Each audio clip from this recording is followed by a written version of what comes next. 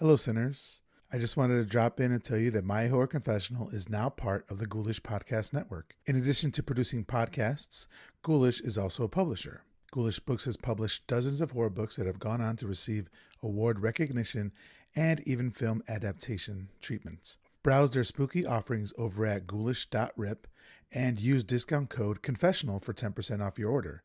And remember, ghouls, live spooky, die spooky.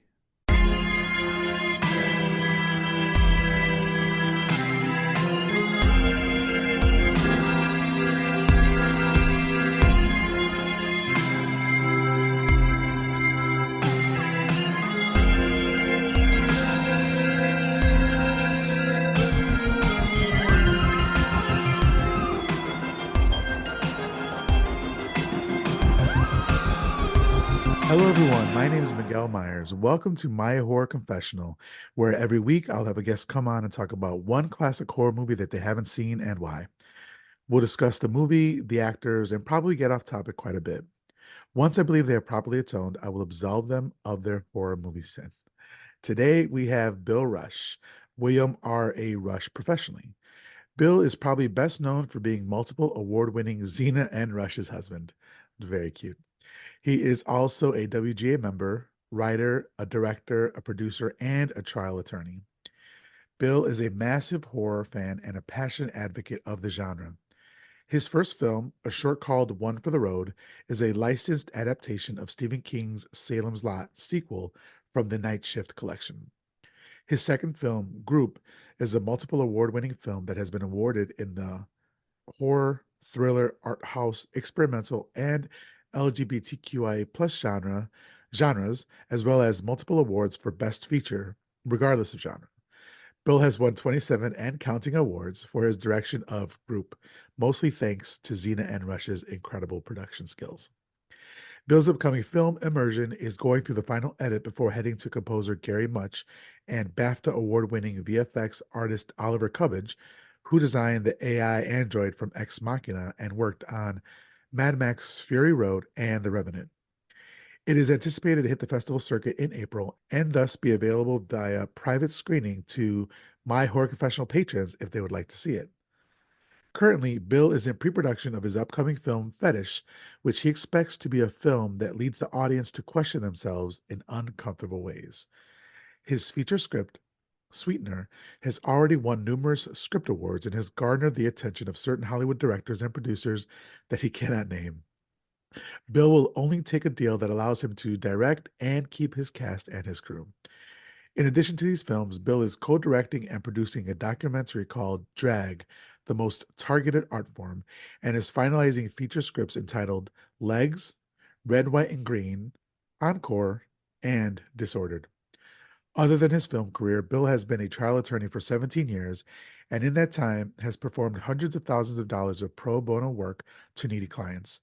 He particularly advocates for drug law reform and the commutation of drug sentences, legal access to the impoverished, judicial accountability, unconditional elimination of the death penalty, mandatory sentence reform, and better access to mental health services for those who need it so that they may avoid the legal system. Most importantly, Bill is lucky enough to be the uncool father to three incredible daughters, Mary, Victoria, and Adriana. Bill, welcome to the show. Miguel, thank you so much for having me, man. This is a huge honor. I love this show. Thank you. I really appreciate it. And for those who are following along, last week we did have Xena Rush on. She is the producer of all your movies and an incredible person. We did I Spit on Your Grave. Yeah, I still haven't edited that yet. I'm not looking forward to it just because of the content of the movie, not I because Xena understand. is awesome. Uh, so there's so much in that bio. So real quick, I wanted to say you did give grant me access to One for the Road, which was your Stephen King Dollar Baby movie, correct? Yeah, that's right. Yeah.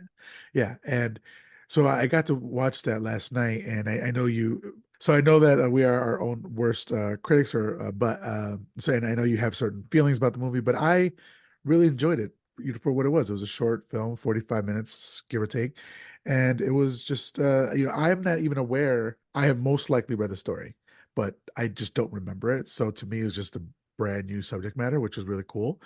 And I got to tell you, I thoroughly enjoyed it. So I think you did a great job on that.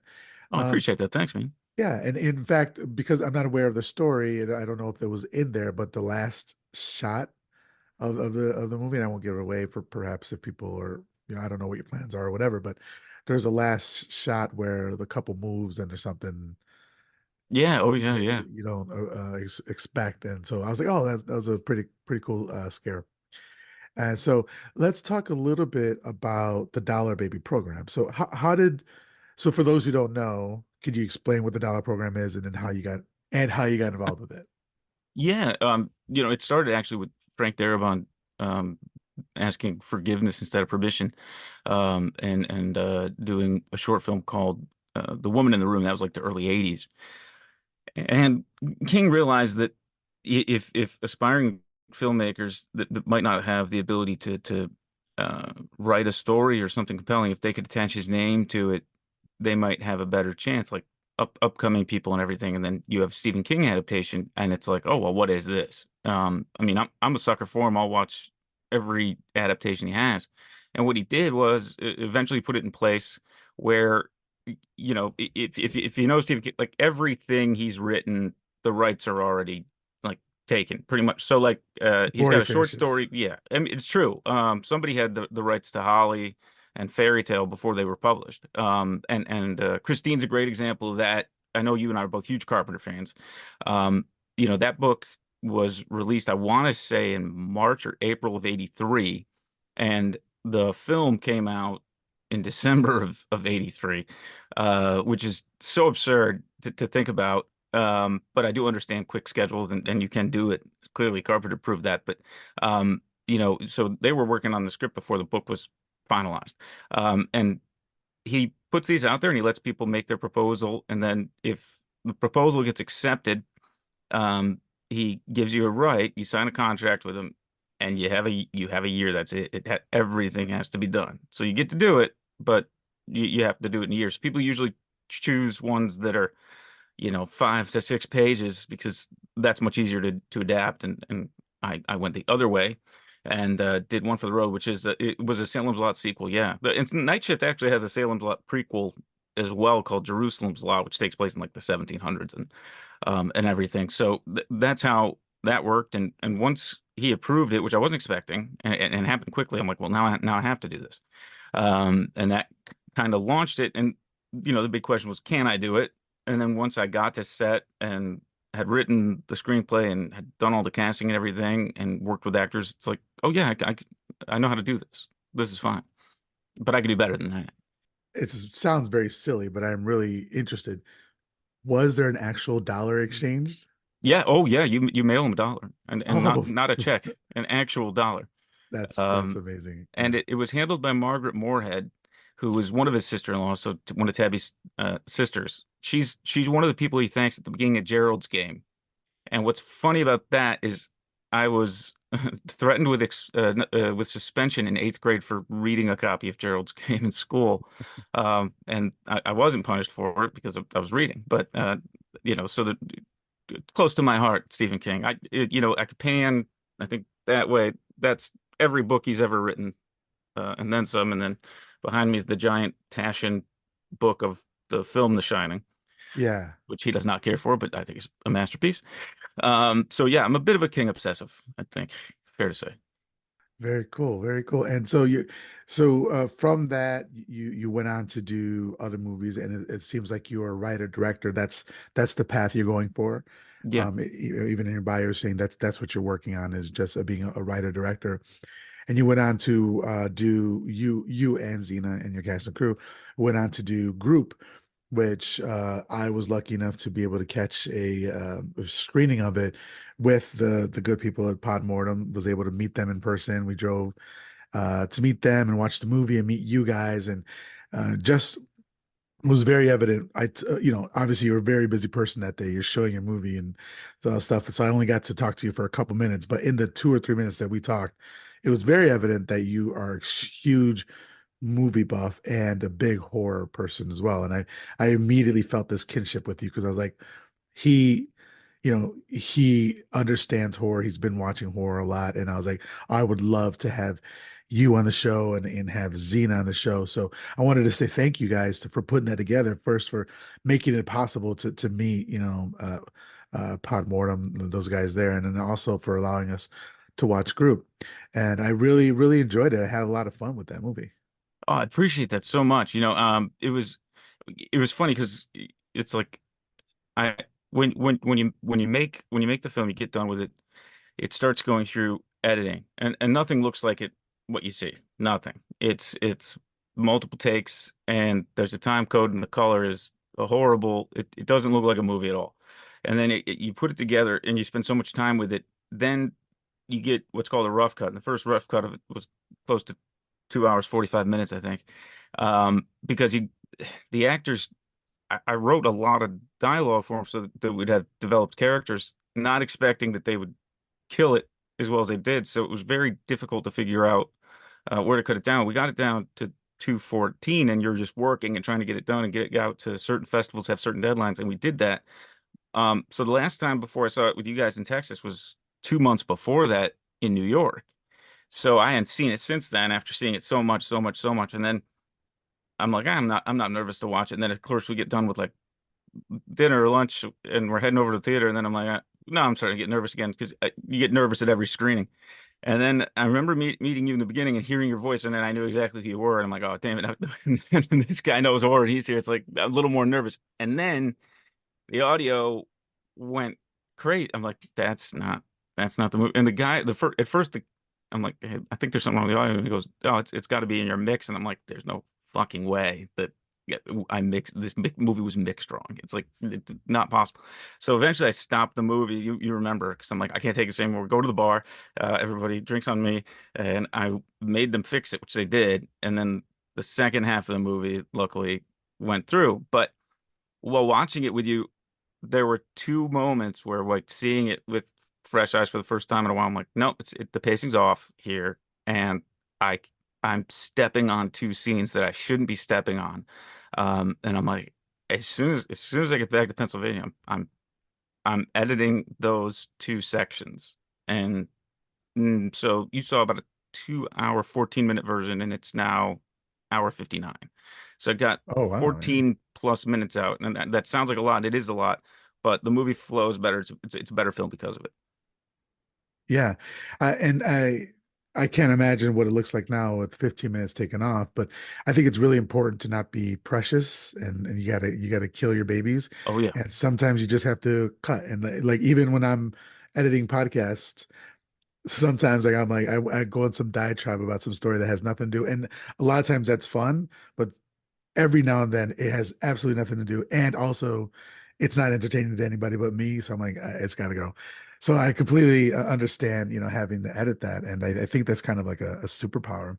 And now I'm really interested to see the updated version. And I know that currently, I was talking to Zena last week. I know it's on the festival circuit, and people just don't at this point have access to watch it. But could you let the audience know what Group is about?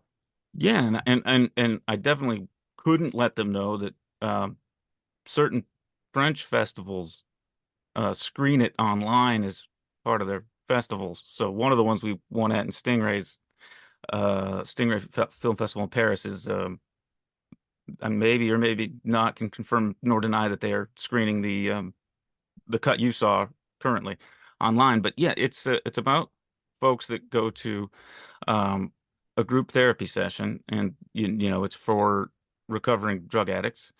Um, and it's important to note that I did have a technical advisor, an expert in the field who conducts these group sessions. He's the one who actually told me that a lot of them are conducted in the home, which completely changed the setting for me. I'm like, well, that's where it's going to be then. So they go to a home of a volunteer, and then each of these people is introduced, and they're reluctantly telling their version of stories, or they're enthusiastically doing it, and everybody in the room just has their own, whatever the words are to rely on. But what the audience sees is while they're telling it, we occasionally cut away to 8 and 16 millimeter projections of what actually happened.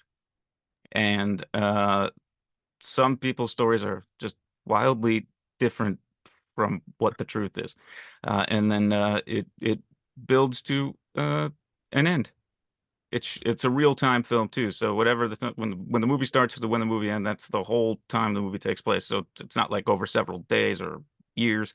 It's over that 2 hours. That's the film. Yeah, and I remember when that we had when I was watching, we had that first cutaway to that 8 millimeter film, or the film. You said it was 8 millimeter, right? 8 or 16, yeah, depending Eight on or the eight, person. right. So the film, the first time it happened, I was like, wait, what's happening? Because what they're saying is not matching with what's happening. And I was like, okay, so you understand it really quickly. And I thought it was really clever, the way you did that. Well, I yeah, did it's also, oh, sorry, thanks. good. No, no, you please, please. I did also want to say that the act, I forget now, you did we did a Q&A after the movie, and we got to ask you a bunch of questions, which I always enjoy. But and so you talked a little bit about the trying to not give away anything. The older gentleman, the older man Yes. in your, and just the performance that he gives was just amazing, and something I didn't anticipate in a indie film, because you guys are an indie, indie studio, indie production company. So I was just like kind of blown away by the acting, the skill of your actors, not just him, but all the actors in the movie. Oh yeah, they're really good. He's won a Best Actor award. I anticipate he'll win another shortly. The character Tommy, who's running the group meeting, is won a Best Actor and a Best Supporting Actor. And when you submit, you have the option, and most people too, of saying this is the lead, this is the lead actor, lead actress. Here's the support, and I don't. I leave it blank, so that whoever's judging it at whatever festival, whatever part of the world, can to make their decision as to who the lead is. And I think it could go any number of ways because kind of the hope is everybody watching it will identify with one character more than another. Like they were like, yeah, that person's kind of like me, and or oh, that person's that's my person, and that tends to happen. Trisha, uh, the who plays the artist, she got a Best Actress award as well. But I could easily see Susan, who plays Kay, or Heaven Nikotenko, who plays Jackie. I could see either of them winning it, or anyone honestly winning supporting. So it was. Yeah, to me, number one thing, and it's my biggest critique of George Lucas. We'll get into more critiques of George Lucas today, by the way. But he once said, "Well, I don't have much interest in directing actors." And it's like, well, that's the most important. It's the most important job. You know, if you've seen the prequels, for example, and God help you, I'm sure you have. Um, Natalie Portman is a spectacular actress. So is Ethan. Oh God, not Ethan Hawke. Now I'm not going to not Jude Law either. Is it Hayden Christensen? He's actually is good too. I'm thinking about the guy uh, Train Spotting, and I can't believe it's escaped my mind. But these are all fantastic. McGregor, Oh, Ewan Ewan McGregor. McGregor. Yeah. So their acting is bad in the movie. That is not them.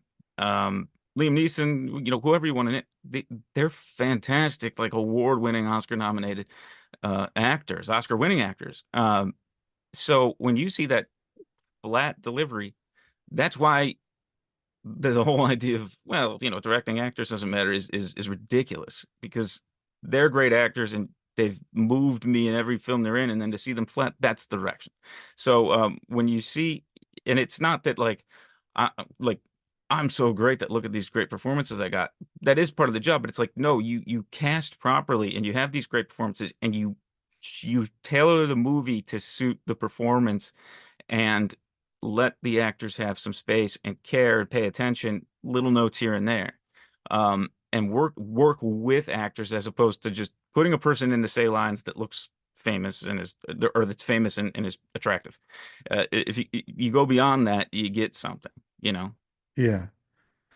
Well, yeah, I absolutely, really, both my wife and I really enjoyed the movie, and I'm really hopeful that it continues to grow, because you guys have gotten some awards already, and I know Xena won awards with it, and other stuff. So that's great to hear. And I know that you guys had a quick turnaround time on that, right? Like it wasn't like a Oh, ridiculously short shooting schedule. it was. The I started writing group while we're shooting One for the Road. So I was working on that, going forward in my mind. And I don't know how. I don't know how these movies are going to end when I'm writing them. I don't know. I know what the idea is. I know what the general premise is. And sometimes I think I know the ending, but then when you get there, it doesn't make logical sense. But what we did was I knew I could shoot the idea of the background scenes where we see these projections. I knew I could shoot all of those in advance. And you drawing on like trial experience, if like a crime happens, it gets investigated for years, thousands upon thousands of pages of paper build up.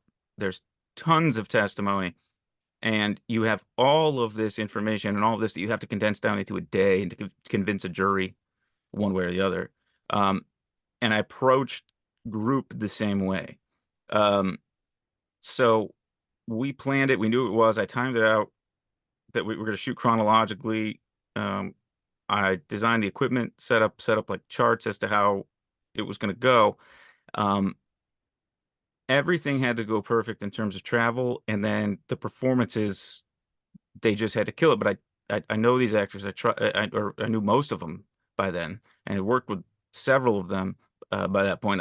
I had the ultimate faith that they could come in and crush it. So yeah, we had 3 days of principal photography, and we knocked the movie out in 3 days on a tiny budget. So, anytime you hear when somebody has 30 days or 60 days and $20 million, the Rage Carry 2, I'm looking at you, and you make that, it genuinely sickens me because how? But yeah, it's obviously a performance-driven movie, not and a story-driven movie more than effects or set-piece-driven movie. And yeah, it was tight. And I'm certain, and I apologize for rambling. I'm certain that when Xena was on, she downplayed her role as producer, um, and I have to step in because I was working on two other scripts right as I was finishing Group. One for Immersion, which is coming out, and the other for Sweetener, which I love, and that I can't wait to shoot that. Um, and Immersion, she was not in love with. And then finally, when she got to the end of it, and I tweaked the ending a little bit, and then she's like, "No, it's very good." It's still her least favorite movie of mine. She's like, "No, it's good. It's just my least favorite of the four." But she sat there and said, "All right, well, group this. This is how much the locations cost for set." And she goes, "Well, if you want to shoot Immersion this year, you need to finish it, and you get a day off after group, and then you're going to shoot it." And like that is a serious producer move. Like this is what's going to happen. This is how it's going to happen. I've evaluated everything. I don't love the movie, which happens a lot with producers, but I see how a lot of people will love the movie. So we're yeah, we're doing it. And that's it. So if you can't do it immediately after, then I don't know when we're gonna shoot it. And I'm like, all right, as yes, ma'am. So That's great. Yeah. I mean, that's so just the thought of that, like, because we've been talking about group for a couple minutes now, and to think that that was 3 days of your life, and you took a day off, and then there's a whole nother movie that you shot that we haven't talked about that's going to go through everything that group has gone through, and it's like I can't imagine how long was the shoot for that one for Immersion? that was 4 days. Or Um, okay. yeah. Now the thing about that is it didn't have the intense planning, but the script um has a lot more well, you call it action in a script. I don't want to claim it as an action movie. It's not. It's a horror movie. But there's a action meaning there's things happening in a scene that aren't dialogue.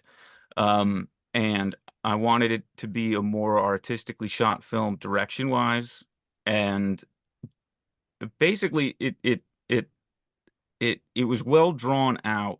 And again, Xena with her scouting found the house to shoot it. The other thing is for group, you have a second unit, and I was going to use the same second unit for immersion. And what the second unit does is they go get pickup shots. So, for example, I go and set up the projection scenes, which are about 2 miles away in an entirely different house. When we cut to a projection, that's an actor, the same actor at a different time at a very different location. So I went and said, I want it here, here, here, here, here. And then obviously the dialogue is the same. And I've pre-shot the things, and it's the second unit directors out there, they're doing that. When they're not shooting those projection scenes and they're not on set for need to shoot group, if there's you reset and things like that, you change camera angles. I sent them out to shoot establishing shots and all kinds of different footage for immersion, um, Very cool. which they did. So we already had probably 15 minutes of immersion before day one. Now then the weather came, and the script had a lot about sunny days, and we just had a freak amount of rainstorms, and I couldn't write because of the strike at that point, so I couldn't adjust the script, which meant I had to, just as a director, say, here's how we're shooting this scene to factor in that this is supposed to be a very sunny day and we got rain. Well, now we got rain. So we figure it out, Yeah. that Okay. kind of thing. But we probably shot, our average days on the group set were probably 14 hours. I would think that the immersion days were closer to 20. Wow. And Okay. yeah. Well, I can't wait to be able to see Immersion as well. And I know that you offered the ability for my listeners to do private screening. So that's when it comes out in April. So I'm hopefully gonna, I really want to take advantage of that. But a couple questions I wanted, just because I find it so curious, is that you said you are a lawyer and you've been practicing for a while now. Um, so it's still currently your day job, or have you transitioned over Oh no, to it's still ongoing. okay. Yeah, I'm in court next week. I was in court this past week. Okay. So yeah, Um, so yeah. you are simultaneously a lawyer and also you're directing and writing and directing films at the same time. That's amazing. I mean, that's like it blows my mind that that's something that you're working on. How does it feel, when you think about it, what you've been able to you and Zena have been able to accomplish?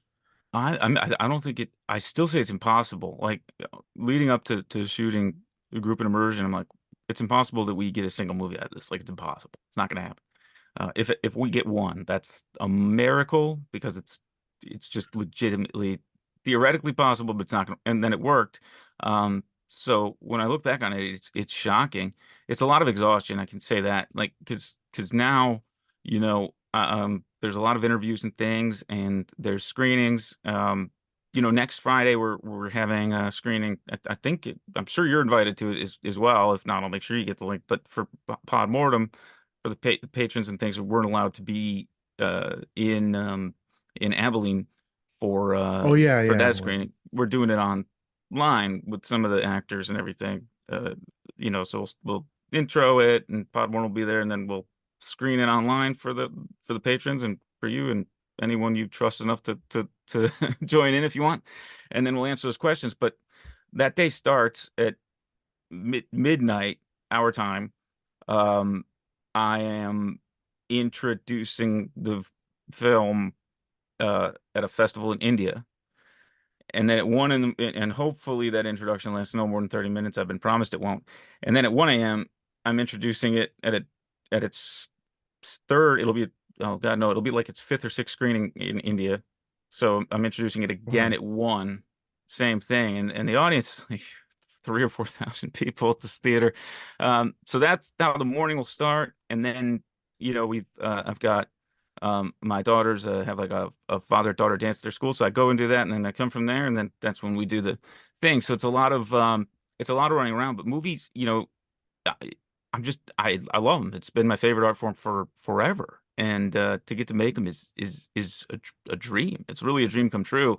I've been fortunate enough in my career that I've been able to do them, and it was like one of those things where Xena had to agree. Like instead of taking like a really cool vacation, um, or maybe having a ridiculous sports car or something, it's whatever, or a couple vacations. It's like, yeah, all that money for vacations and this, we're just gonna make movies, and she said, yeah, let's do it. So, and she Uh, loves it, and she's great at it, and I love it. I love being on set more than anything, truthfully. I mean, that sounds great, and it's great that you guys are able to come together on that. And the passion is evident in both of you guys. So I just want to commend you guys for that. You said something which I kind of wanted to lead into, which was your history with horror. So you talked about almost being suspended when you were younger for reading a Stephen King book and all that sort of stuff. So It was what Miss is Miller. Miss Miller, by the way, reported me. I remember it. Not that I'm still yeah. bitter, but I am. So, what has been what has led you to this? Like, um, was your love of horror something that you got from your parents, or was it a friend thing, or was it a singular thing that you had and you had to kind of do it yourself? I think it's kind of like twofold. It it was from my parents, but be mainly because they wanted to, me to shut up and do something and not bother them. And my mom had a bunch of Stephen King books, so I started reading those. And I read Cycle the Werewolf was the first one, obviously. It's basically a graphic novel. And then I was like, that's great. And then I read the complete and uncut version of The Stand, when that came out in Yes. 1990. Yeah, longer than it. And so that was the second thing I read. My parents are like, well, it's good that he's reading a book that's like 1,500 pages. That's great. And I loved it. And then, so I liked spooky stories. When it came to horror movies, um, I would harass my parents, my mom mainly, to watch them. And then I was probably same time, maybe 10 or 11, and Halloween was on TBS, and she agreed to let me watch like the last 45 minutes.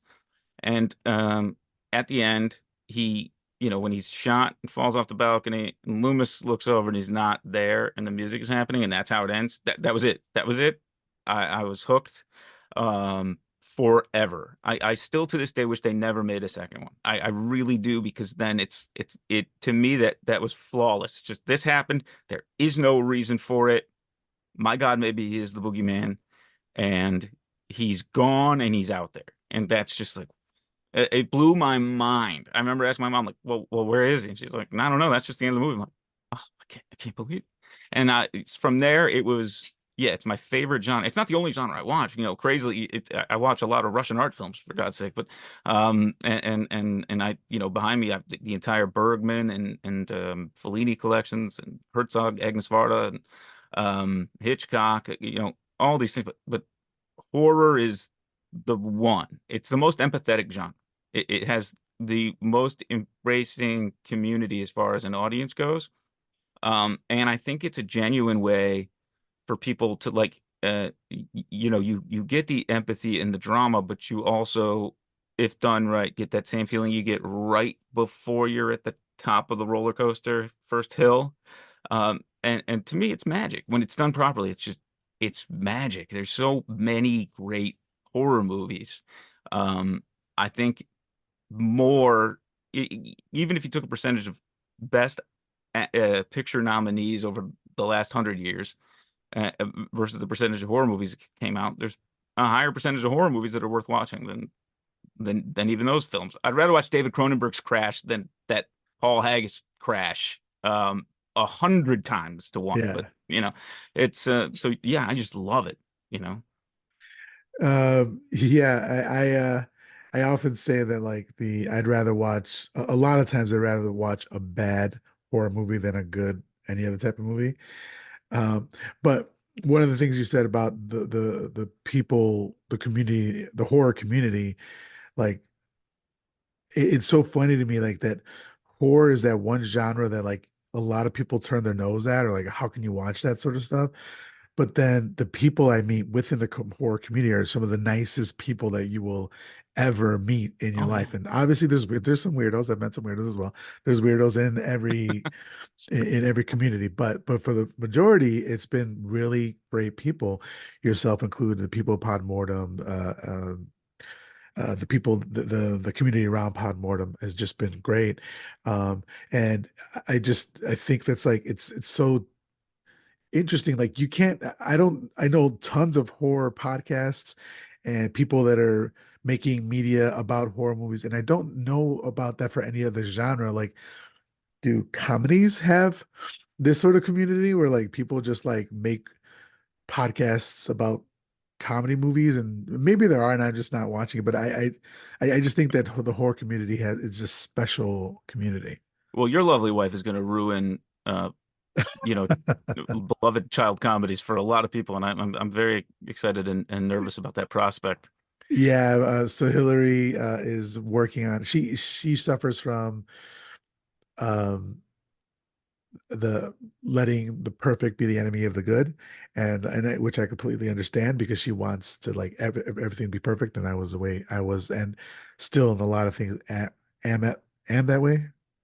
But she is working on a podcast where she's going to reevaluate everyone's favorite movies in more like a feminist light, or just what how we feel now, and she's going to shit on a lot of y'all's favorite movies E.T. because is she, off the table. That is where I will draw.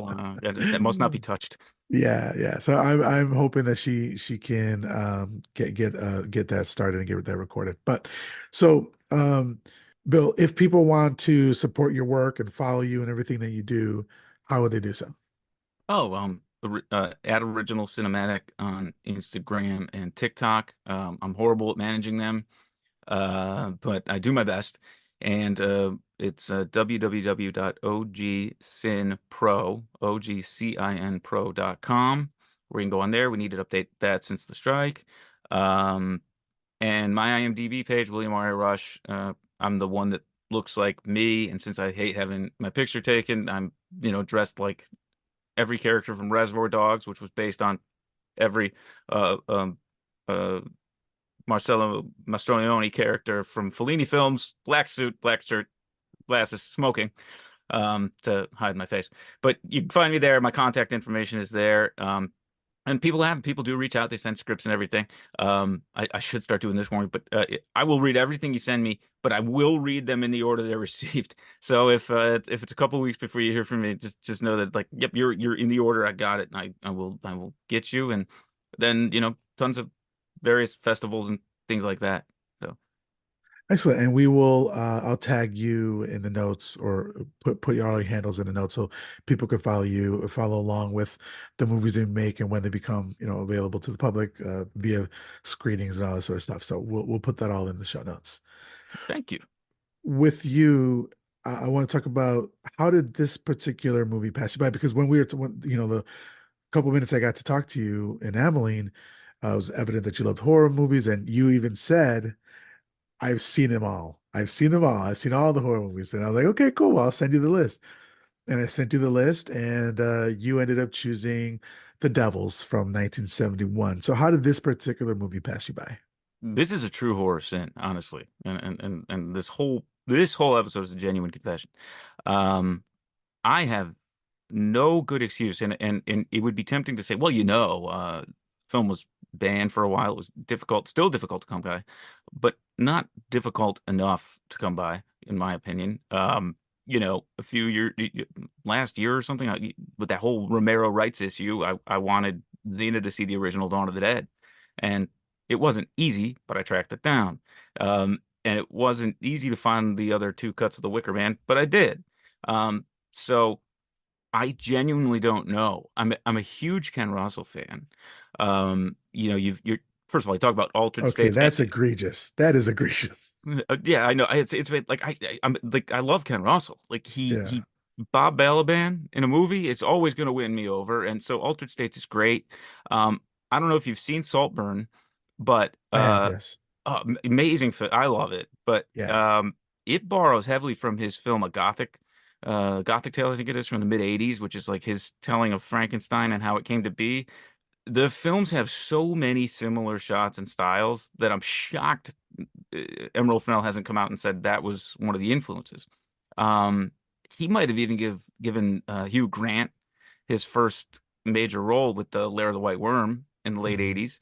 Um, he did the very harsh response to trigger warning for the title of the movie, but after Pretty Woman came out and had this like glamorized view of sex work, he released the film Whore, which got banned again.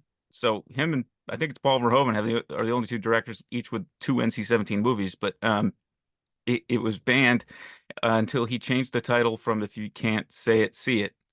Um, and he shot Tommy as well. The Who's Tommy, also with Olive Reed. So it is egregious that I didn't see this movie. It really is, and I have no good excuse. And now having seen it uh, twice for the show, it's an absolute masterpiece, and I really wish I'd gotten to see it sooner. Yeah, and I thank you for reminding me. I do want to just do a trigger warning up top. The Devils 1971 deals with a lot of subject matter that could be triggering to people, talking about sexual assaults and religious trauma and just a lot of stuff. So if you don't think that you can deal with that, I completely understand. Thank you for listening to the show, and maybe we'll see you next week. But I think the Devils, like you said, Ken Russell. It's funny. One of the quotes that I wanted to say about Ken Russell is that he's been. And there's an interview called Hell on Earth. I'm sorry, there's a documentary called Hell on Earth, which was the making of this movie and how they cut it to shit. And we'll talk about that in a second. But the opening of it was like Ken Russell, once dubbed an appalling talent, which is Yes. amazing. And I think there's actually a documentary about him called An Appalling Talent. But he is so fucking good. The movie's so great, and he is pushing the line. He's always pushing the limit of his movies. And for you, kind of separate from or opposite of you, I've only seen this and Altered States. And so now I want to watch the rest of his stuff because he's just so amazing. So I'm really looking forward to that. But so let's get into the movie. So written and directed by Ken Russell, who did, as you said, Lair the Worm and Altered States. It was based on The Devils by John Whiting, which is a play that the play was based off The Devils of Loudun by Aldous Huxley, which is a book. And I really want to read that book now. I just started. I couldn't get it read. It's longer, so I couldn't read it in time for the show. I did manage to get a different read of it, but I'll talk about that later. But yeah, Okay. it's Um, that's the thing. This is a true story, right. alarmingly so. Yeah. And as somebody who, I am an atheist now, but I grew up in the Catholic Church, and like just fascinated by all things that that show the church's negative light because I have trauma, hence my horror confessional.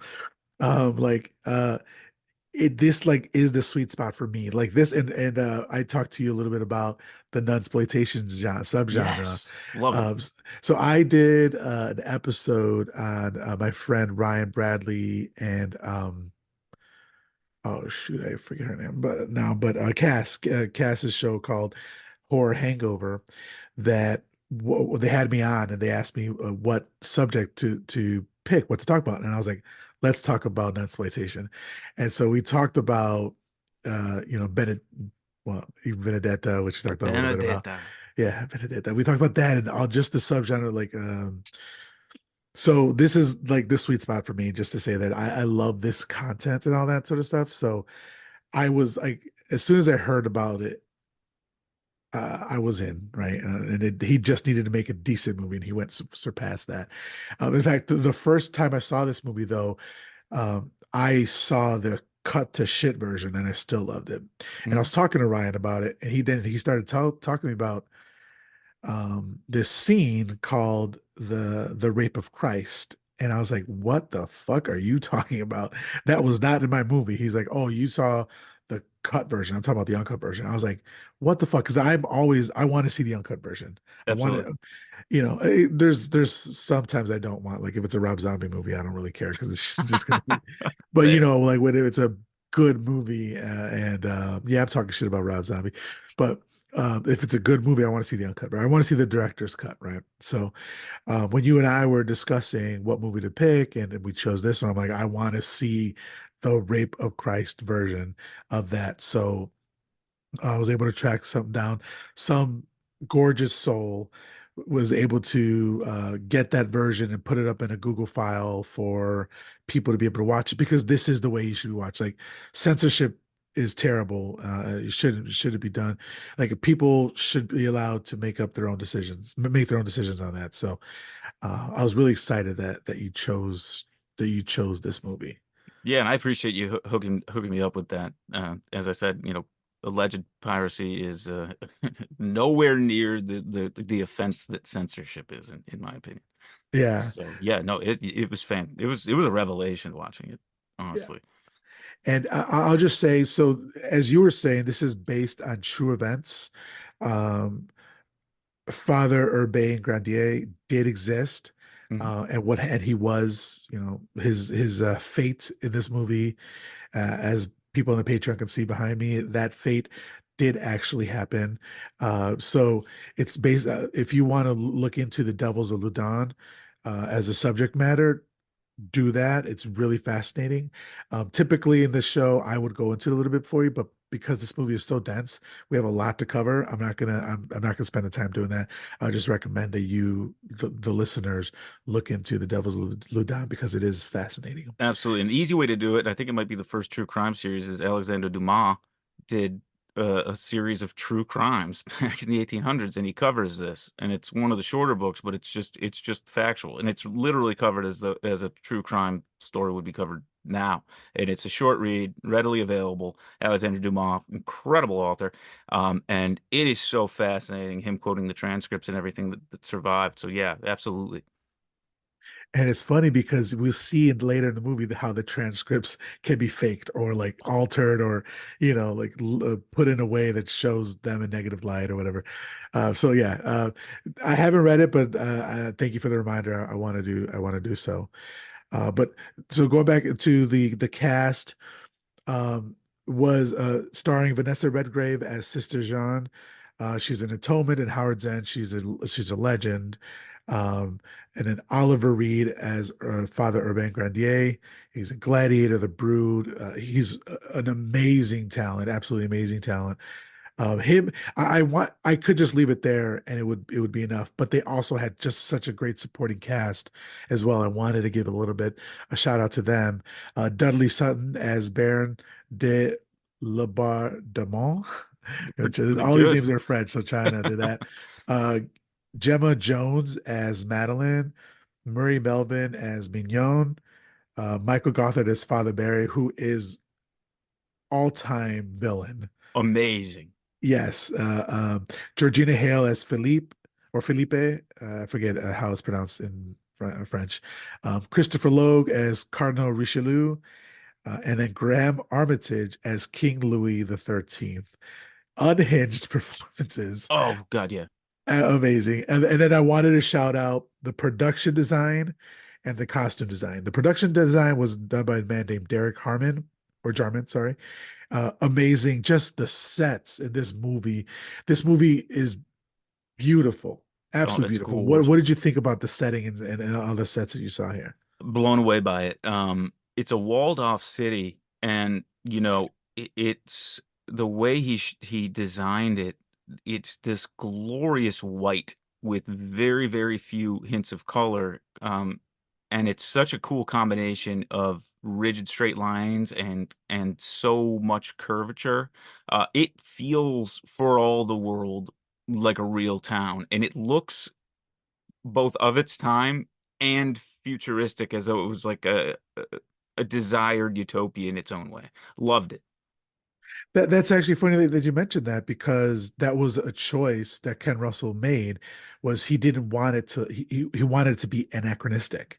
He didn't want it to necessarily look like a six or a 17th century town.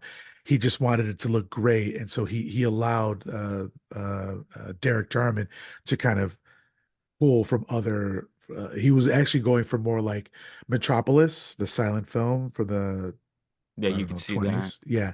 And so that's something, and I'm glad that you picked up on it because I didn't pick up on it, but that's exactly what they were going for. And then the costume design was actually by Shirley Russell, who was married to Ken, their husband and wife, and which is kind of like a cool connection between you guys, you and Zena and them, as they work together because she was the costume designer on many of his movies. Mhm. So they had that relationship, which I thought was really great.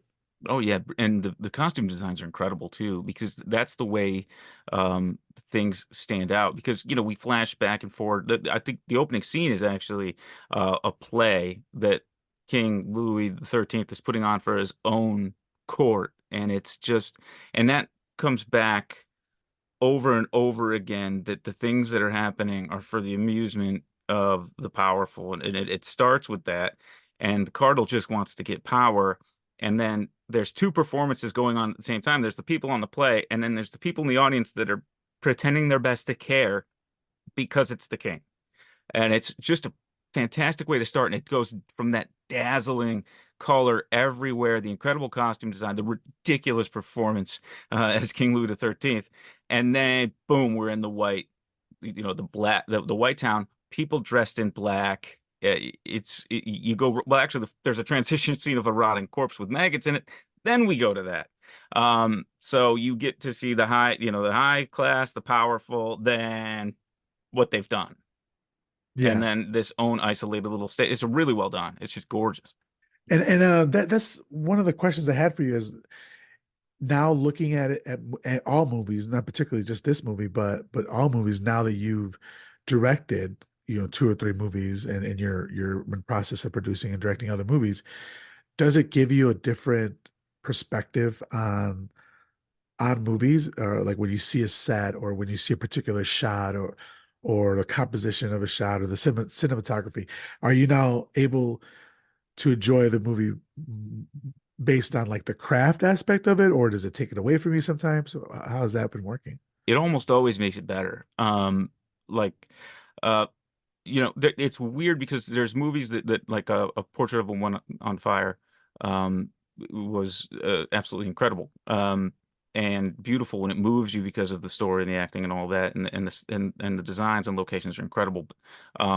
You expect to cry at a movie like that, you know what I mean? But not at Once Upon a Time in Hollywood. But when you watch that film, having done it, and to know every little thing that had to go into, um, just the scene where she's outside. You had to redress the street when she goes and sees her own movie. I don't know if you've seen Once Upon a Time. I'm not going I to have spoil not. it. No. Well, Go it ahead. does It doesn't take matter to me. place. I would never. But it does take place in 1968, 69, and you have Sharon Tate, played by Margot Robbie, go to see her own movie. And it's just in a little neighborhood, and she goes to a bookstore, and then she walks out, and everything's been redressed in LA, this section of LA, to be 1968. And it's so moving that it does a lot. And a lot, yeah, there are certain shots where I'm just like, okay, like even going back to something like Cujo, when they're in the car, if you've seen it at the end, and the camera Yeah. goes completely around, um, that's absolutely incredible. And I see the editing because they're trained dogs. They're happy. The tail's moving. There's Yeah. Yeah. very Yeah. few times they caught it, and you can see the editing around it to make this dog terrifying. And to know that they had to rig a crazy crane, drill a hole in the top of the car, put a camera in, and spin it because no such camera could accommodate it. Yeah, it really enhances everything when you realize how hard somebody worked on something like that, and it's incredible. But then it also, for lesser films, which maybe I won't get into, but like, or generic superhero films, that was less of a concern, or somebody could have paid attention to something but didn't. And of course, the storytelling and the writing. Like, I don't know if you saw the new Exorcist. I Speaking of have not religious yet. movies, I need to watch that one. Yeah.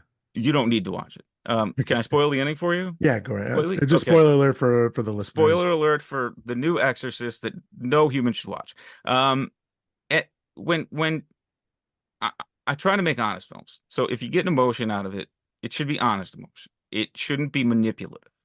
And that movie enraged me to the end. Um, and at the end, I'm in tears.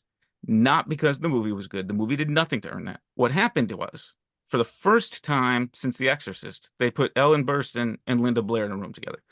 If I saw that under any circumstances, that Yeah. would move me. It would be like if I saw the cast of E.T. reunited. It would just do that because it has emotional resonance to me as a film. They So to didn't just earn put them, that. That no, was from the hell no. original. That was from the Yeah, original. Yeah. you could have brought them out on stage at the Colbert Show, and it would have gotten the same reaction. So Yeah. it's cheap. So yeah, I do look at it.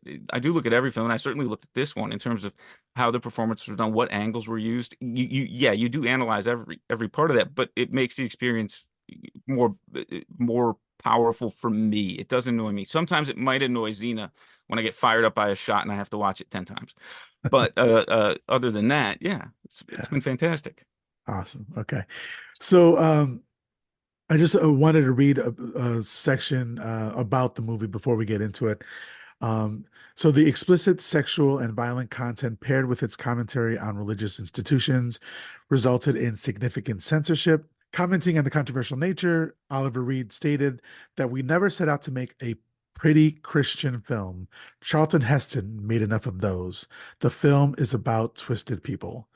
Absolutely love that quote. He is now one of my heroes because yeah, that's not this movie. If you want to see that movie, go watch the Ten Commandments or some, uh something like that, right?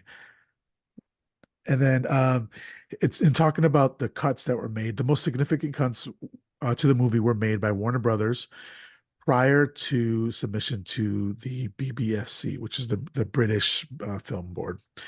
Two notable scenes were removed in their entirety. One was a 2.5 minute sequence featuring naked nuns sexually defiling a statue of Christ, which includes Father Mignon doing some stuff that we'll talk about later. And then is another scene towards the end that involves Sister Jean. We'll talk about that later as well. So those are the two biggest cuts. Um, Due to its content, that first scene that we were talking about was popularly referred to as the Rape of Christ sequence. So the director's cut with all the aforementioned footage was restored and was screened for the first time in London in 2002, along with the making of documentary titled Hell on Earth, which is what I was talking about earlier, produced by Channel 4. The extended version was procured by Mark Kermode, who uncovered the footage in the Warner Brothers vaults.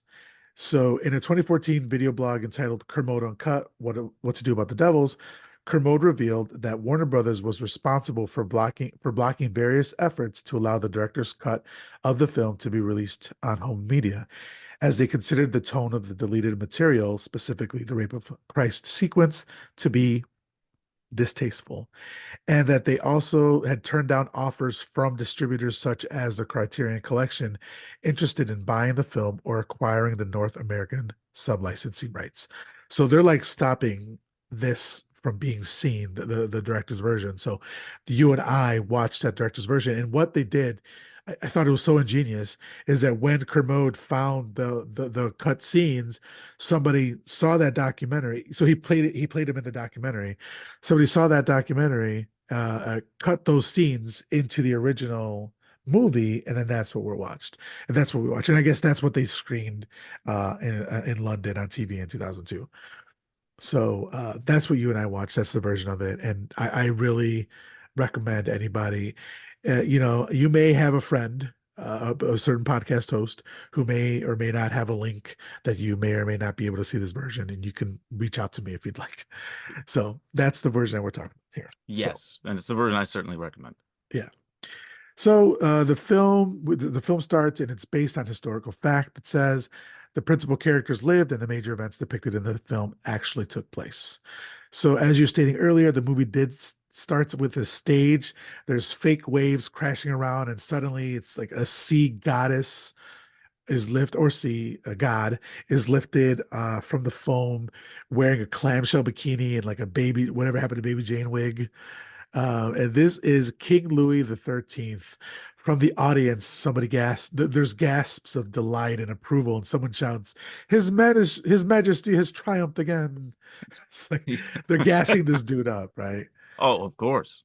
Yeah, but he's definitely androgynous in this scene. Perhaps even, well, he's androgynous throughout the movie, but in this scene, I believe that it would be called drag. Correct me if I'm wrong, but I, or is it not drag? I don't know. I think it would be today. I think at the time, I'm fairly sure that everyone in on the stage, male and female, were played by men in that opening scene, and I think we were still of a time. We're still in Shakespeare's life, I believe, or close to it, not far from it anyway. And all the performers were male for all the parts. So I think drag is the appropriate term, but back then it was just the way it was done. But he specifically is portraying Venus. And my Greek and Roman gods are eluding me at the moment, but I'm pretty sure that Venus was a woman. I think that's almost certain, but Okay. I don't want to be Yeah, wrong. if he is wrong, email him directly. Don't email the show. That's right. You can hate on me all you want. Yeah. So His Majesty steps off of the platform as it's lowered again, and he's accepting the praise. And there's like this Baroque music playing in the background. Um, from either side of the stage come two other sea beauties. One has a cloak, the other a crown, and they adorn his majesty with them. And the camera zooms in on King Louis's face, and they look majestic. Gold lipstick, gorgeous blue eyeshadow, and exaggerated jeweled eyebrows. And what I thought was funny was like an enhanced cleft chin. You're just like a little kind of tiny triangle right there. I always find it interesting what is highlighted on the face, and I've never quite seen an enhanced cleft chin, which is really cool.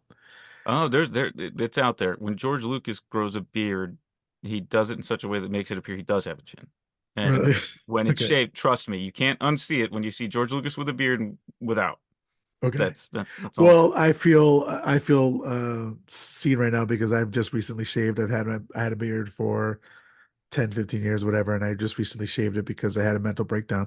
And so now it's like growing back out a little bit, and I feel naked for the first time in a while. So I completely understand looking different with a beard and Oh without a yeah, beard. no, I know. And it was just funny because that actually happens in this movie later on. The Oh power yeah. of hair, the power of facial hair for men, like it completely changes you from one like person to another person.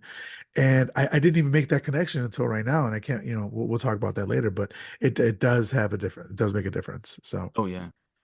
So the other sea beauties leave the stage, and what at first just appeared to be a regular gold robe, King Louis spreads his arms to reveal an absolutely gorgeous gold and black ornate, like printed pattern.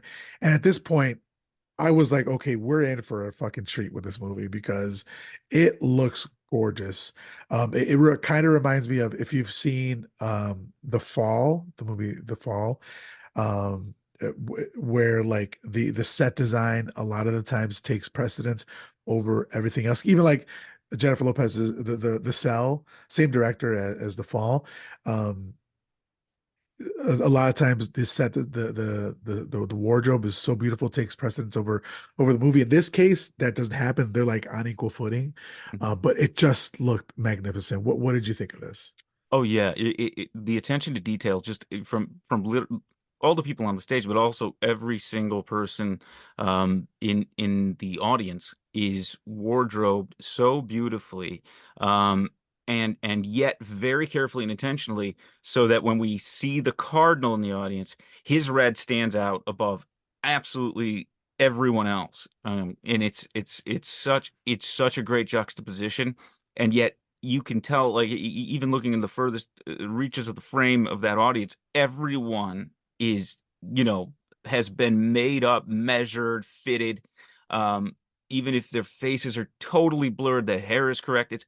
The attention to detail for that opening scene is just flawless. And as a writer and director, when you're watching this, is that something that you aspire to do, which is like do like this kind of epic historical drama sort of thing, like with all these characters? Is that something you kind of like want to work towards in your career? Or are you more like, small design, small sets, small budgets, but big storytelling? Oh yeah, there's a lot of like incredible historical stories that people don't talk about, and or aren't as famous. I think a lot of them get problematic because, you know, I would love to have a Battle of New Orleans film, because that took place 2 weeks after the war was over when Andrew Jackson got his victory. But Andrew Jackson was a piece of shit, and you know, it's hard to make heroes out of people like that, even factoring in for the time in which they took place. And I don't think anybody could make Joan of Arc better than anyone already has. I don't think anybody could do the Salem witch trials better than has already been done. But yeah, a historical epic with, yeah, I'll flat out say it, you know, because we're talking about an uncomfortable film, an uncomfortable topic. I don't know that I'm the appropriate person to do it, but I think the rape of Nanking is such a horrifying story that we don't know enough about leading into World War II and Japan's involvement. Um, I would love to see something really profound and unflinching about that, other than The Men Behind the Sun, which I can't in good conscience recommend to anybody, but is an important film, and the Chinese people felt it very important. But yeah, a historical epic with the grandeur, like you, think Ridley Scott, Yeah, yeah, something yeah. like that, or Braveheart. Unless you don't want to think of Mel Gibson, which I understand. Yeah. But you know, this I will say about Mel Gibson, whatever he did, there's got to be 10,000 people working on that film who worked really, really hard, and the art is still there, and you do have to separate the art from the artist. It's a you know, while still hating the artist, that's totally fine. But yeah, oh my God, yeah, these period piece epics, absolutely, absolutely, I'd love to do one if it Okay. was the right topic, if I was an appropriate person to do it. Yeah. And you mentioned something about like being able, I think it was Andrew Jackson, about like being able to show him in the proper light that he should be shown in as a monster or the asshole that he was. And I think that uh, uh, Ken Russell does a kind of really good job doing that with Grandier here, because Grandier is a very complicated character. He is a womanizer. He possibly is, I don't know if you could call it a statutory rape then, because I don't know if they had legal ages or whatever, but Well, I'm he sure the he age of he consent was 8 back then. yeah, exactly. But like he obviously was, he's like in positions of power over women, and he uses that. He takes advantage of these women. Certainly, he was supposed to be mentoring one, and took advantage of her and got her pregnant, and we'll get to that. But like, so he was obviously not a good person. But in the context of the film and the Catholic Church and what they're doing to him and what they're trying to do, like in the search for power, that Cardinal Richelieu he's trying to get the power, and he's so in that aspect he is our he's our hero, he's our protagonist, but he's an extremely troubled protagonist, and possibly just a really bad person. But we see him in a different light because of the context of what he's placed in. Yeah, I agree, but I love that. I don't think I think it's cheap to make your protagonist somebody who's perfect. Just Right. like I hate in certain movies, in order for the final girl to be the final girl, in a rape revenge film, it's you have to have this perfect victim, uh, and I hate that. Um, everybody is flawed, and I think a flawed person is far more interesting, than someone who's you know perfect, which doesn't exist. And Oliver Reed is just so damn good in everything. And in this, he stands out because all his bad qualities are there. They're open. They're not hidden at all. And he embraces them in sometimes really shitty ways. And yet Yeah. you're like, but he is on the side of right. And also, um, he is aware of his mistakes, and I think that's important. So yeah, I love that that's our protagonist that we get in this film. And it adds so much depth, not only to the character, but to the movie itself. Like two things can be true. He could be an asshole. He could be possibly a rapist, but he also is on the side of the right when it comes to the church, right? So I just love that the dichotomy of that. So back to the movie here. So the king is performing for the court, like you said. He seems to have an audience of one. It's Cardinal Richelieu, who looks on in his like Harry Potter glasses and his bejeweled red gloved hands. Now I can't Uh, unsee it. yeah. The king is then joined by six dancers who kind of dance along with him. The camera pulls back to reveal an audience all standing, and Richelieu's the only one sitting. And there's two nuns behind him looking very uncomfortable. Some bystanders even like groping them and kissing them when they obviously do not want to be kissed. While everyone else seems to really love what's happening there. The performance continues on stage, but Cardinal Richelieu is nonplussed, visibly yawning. And a lot of men at this point, like I said, not just on stage, but also in the audience are dressed in drag. Um, and they're kind of commenting on others' behaviors being unbecoming of the court because they're like groping each other and all that sort of stuff. So it's debauchery. It's just complete debauchery. That if I had one word for this movie is just debauchery. Oh yeah. Oh yeah. Yeah. I think that's fair. Yeah. 100%. So the performance concludes and the nuns push Cardinal Richelieu's chair forward and help him up. So he seems to be handicapped or just not able to. Yeah, I don't think he is. I Really? Yeah, I viewed it a different way.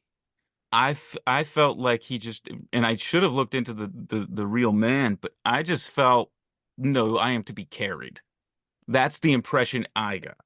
Wow, I love that. I Yeah, absolutely love that because I didn't even think about it, but he is the type of person who like believes that he should have everything done for him. Like it's beneath yes. him.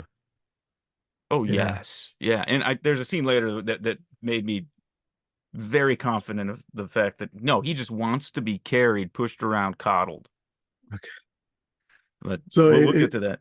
I simultaneously love that and also now hate him even more Yes. as a character, which is great. This is a great thing. So he says to the king, a most original conception, Your Majesty, the birth of Venus. I pray that I may assist you in the new France where church and state are one. And then he, with assistance, extends his hand out to be kissed. The king bows and kisses the hand and makes eye contact, then says, Amen. And then we get the title card, The Devils, which actually stays on the screen in Cardinal Richelieu's face. And it's not a freeze frame. Like a lot of movies would just freeze frame on that, which like I've been conditioned to expect. But when I saw him still moving and just with the devils um, plastered across his face, you immediately know the messaging here. Oh I yeah. just thought it was genius. It was. The entire opening scene tells you what the movie is and what the position is, and I love that. Yeah. I respect the hell out of it. And Yeah. it's still prescient like to this day. And some of the what's talked about as far as what the church is trying to do that comes up later. And we're talking about one man and what one man can do to a state and to a country. It's like, oh, fuck. Yeah, we see that now, you know? Oh my God, Uh, yeah. so so then the cardinal kind of completes a prayer, and he says, "May the Protestants be driven from the land." And I am not. I was raised Catholic, but I don't know about the infightings of the different Christian groups. So but I take it to what they talk about here is that there was a war between Catholics and Protestants, and it looks like the Catholics may have won, and so now they're driving the Protestants from the land. I don't know if you have any additional insight into that. Very little. I know that war continued certainly in Ireland forever, and I know there's hostilities. It seems that if we call uh, Catholicism, Protestantism, um, you know, all of that the umbrella of Christianity. Every time a new sect comes up, it's attacked. At least historically, the Catholics were, you know, hated. They were kind of the bastardized version in the eyes of the church, to the point where, a big factor in the belief that Kennedy couldn't win the presidency in 1960 was that he was a Catholic. So he was the first Catholic president. And that seems, of course, ridiculous, and it is. But yeah, it just seems a difference of opinion, probably all amounting to the same thing, which one really wants to be ruling the country. That idea of church and state together, that line is like, oh, good God, when you hear it. And yeah, that's still brought up today. My response to it is always the same. If you want to have prayer in school, that's great, but let's make sure we have some, Islamic, Muslim prayer. Let's, have Jewish Yeah, prayer. You have all or none. If you're gonna do it and say it's okay to have the Ten Commandments, I want a copy of the Hadith right out front, and I want the Torah.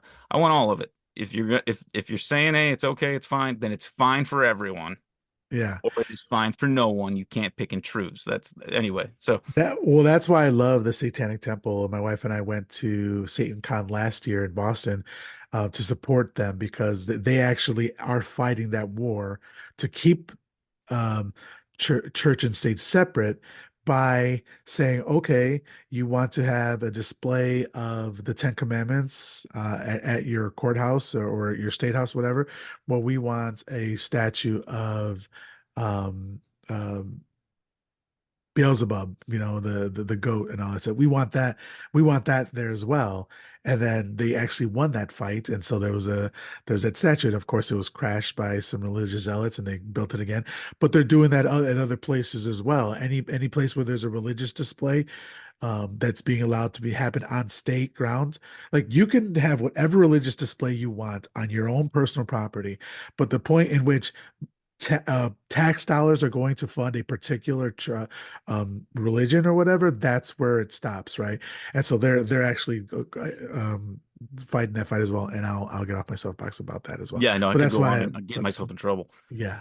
So, but well, yeah, we're going to be blaspheming a lot in this episode, and that's fine.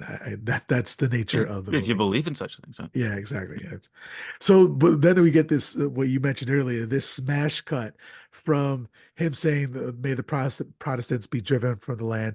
Smash cut to a maggot-infested skull and skeleton chained to like this wheel torture device, going around and around, which I absolutely love. Makes makes no sense storytelling wise because the maggots, because it's going around and around, the maggots would have already dropped at that point, but it's just eyes full of maggots. But the imagery is Oh, it's amazing. amazing. Loved it. Yeah. Yes. In the background, we hear, "Come on, you Protestant bastards." And we see a caravan of Protestant slaves, is what they are right now, transporting some huge thing, which we don't know what it is yet. Which is great foreshadowing. It really is. It's funny because I don't think when I watched it last time, I didn't put the two together. I didn't put the fact that what they're carrying comes back later on. I just thought they were just carrying supplies or some shit like that. Um, so then we then meet Baron de Laubardemont on his horse, and he actually stops and smiles at the corpse that we just saw. This gives you a little foreshadowing of the depravity of this character Oh and yeah. just the evilness of him. Yeah. Pure evil. Genuinely. So next scene we meet Father Urbain Grandier. He's speaking to a crowd of people outside the church. And I was wondering if you wouldn't mind describing Grandier's look for the audience. Oh man, he has this Guy Fawkes or Fawkes style mustache. His hair is like a little long. You can't quite call it unkempt. He's dressed in these glorious robes, and he's got a full beard in addition to that. He almost borderline has a devilish beard. Is a good way to The describe it. pointy chin and Point, yeah, yeah, and it's he looks incredible and imposing. In the first shot, we see him from far away, so you get the whole breadth of the city. In a scene, I'm 100% confident George Lucas did not steal for the end of Star Wars. And then we do a couple different angles of him to show the height. We show what he's talking about, which is the death of this governor. We pan back, and then we're finally close to him. When we get real close to him, we're on the ledge with him, and he's slightly off center, which is like your Metropolis reference earlier makes total sense to play with angles and not do pure symmetry. Whereas if Kubrick was doing that establishing shot, it would be everything would be dead center, everything would look equal on the sides, it would be a painting. But this is something else, and I think it immerses you in the world better. And he just gives this powerful speech ahead of this man's funeral procession, this governor's funeral procession, and his voice, that Oliver Reed voice, if the audience isn't familiar, is so good. I mean, that guy screams Shakespearean just every time he speaks. His body language, the way he wears his clothes and his robes, he is a presence and a figure, and it's a just a perfect introduction for this man. and Love the scene. he's a powerful orator. Like he's the way his voice projects. Just love everything about this introduction, like you were saying. And he does say that the religious wars are over. Catholic no longer fights Protestant. So we come to find out later that in this town of Loudun, there are both Catholics and Protestants living together in peace, which is different. What seems like what they're saying, it's different from other parts of France. And here's the one thing that I always hate love about these movies is that the British accent is always the default accent for any other group. We could be in France and they could be, or I'm sorry, we could be in Africa and they're speaking with a British accent. And here we are in France and they're speaking with a British accent. So it's kind of annoying, but at the same time, just part of the film industry at the time there. Um, but yeah, so his presence is unmistakable in here. And they, like you said, they're at a funeral for this the previous governor who has passed away. Um, he says we owe our survival to this man, George de Sumar, who was the governor of Loudun. It was he who made sure that the city walls stayed up while other city walls were not able to stay up and erect. And whenever you look at our walls, think of him. So I think there's something there for somebody a lot smarter could make a connection between Grandier and his womanizing and the walls around Loudun and with a female with a woman in mind sort of thing, but I can't make that connection. But there's a funeral procession that begins. And it's funny, I don't know if you caught this, but there were two altar boys who were carrying Father Mignon's robe, and we'll meet Father Mignon in a second here. But they were carrying Father Mignon's robe, but then as soon as Grandier comes down, they see him and they drop Mignon's robe and go to his and start carrying his. It's And a subtle Mignon, move. subtle, very subtle. Mignon looks around and sees this and like is upset. I was like, oh man, beautiful. You get the relationship immediately without any word being spoken. Yeah, it's perfect. And Ken Russell is just an incredible visual storyteller. And some people have used that as a critique to say that he doesn't focus so much on the dialogue and story. I highly disagree with that point.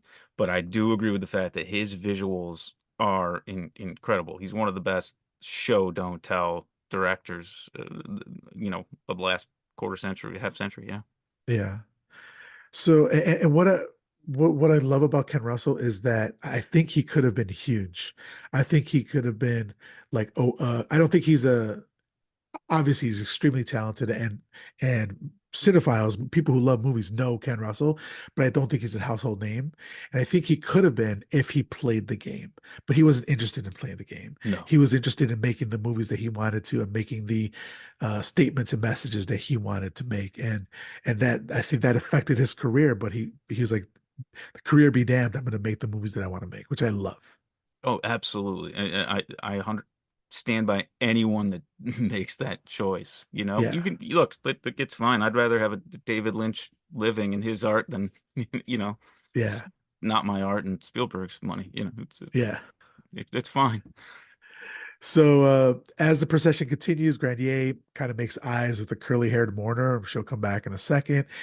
Inside, we're in a convent full of nuns, and they are literally clamoring over each other to get a look at Grandier through a basement window. A barred Thirst basement window. with a barred basement. They are thirsty. And I know there's a specific thing with this order of nuns that I believe they're living a cloistered life or they're living a life away from other people. And that's why there's bars and they don't get a lot of guests, that sort of thing. So Yeah. there's Oh, yeah. different like denominations of nuns, just like there's different denominations of fathers. And it was like in this case, Father Grandier is a from the shoot, I forget the name of the sect that he's I from. think he's a Jesuit. Jesuits, Yeah. Jesuit, yeah, the Jesuits, right? Which I've always heard that the Jesuits are like the most liberal I've of drank with the. many a Jesuit priest. They are good people. Yeah, yeah. So that's the stock of where he comes from.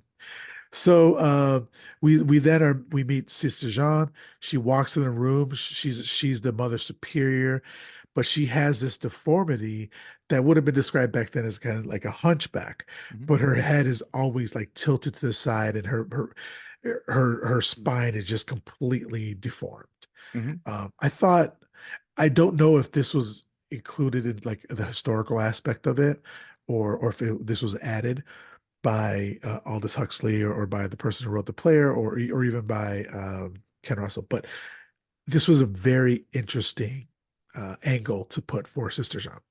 I think it works really well, and I don't have the answer to that. In Dumas' account of uh, the proceedings, and he describes the sister, um, who I guess we could call Reverend Mother or Mother Superior, and either way, um, she's not described as that. Also, interestingly, she is in real life the sister of the Baron.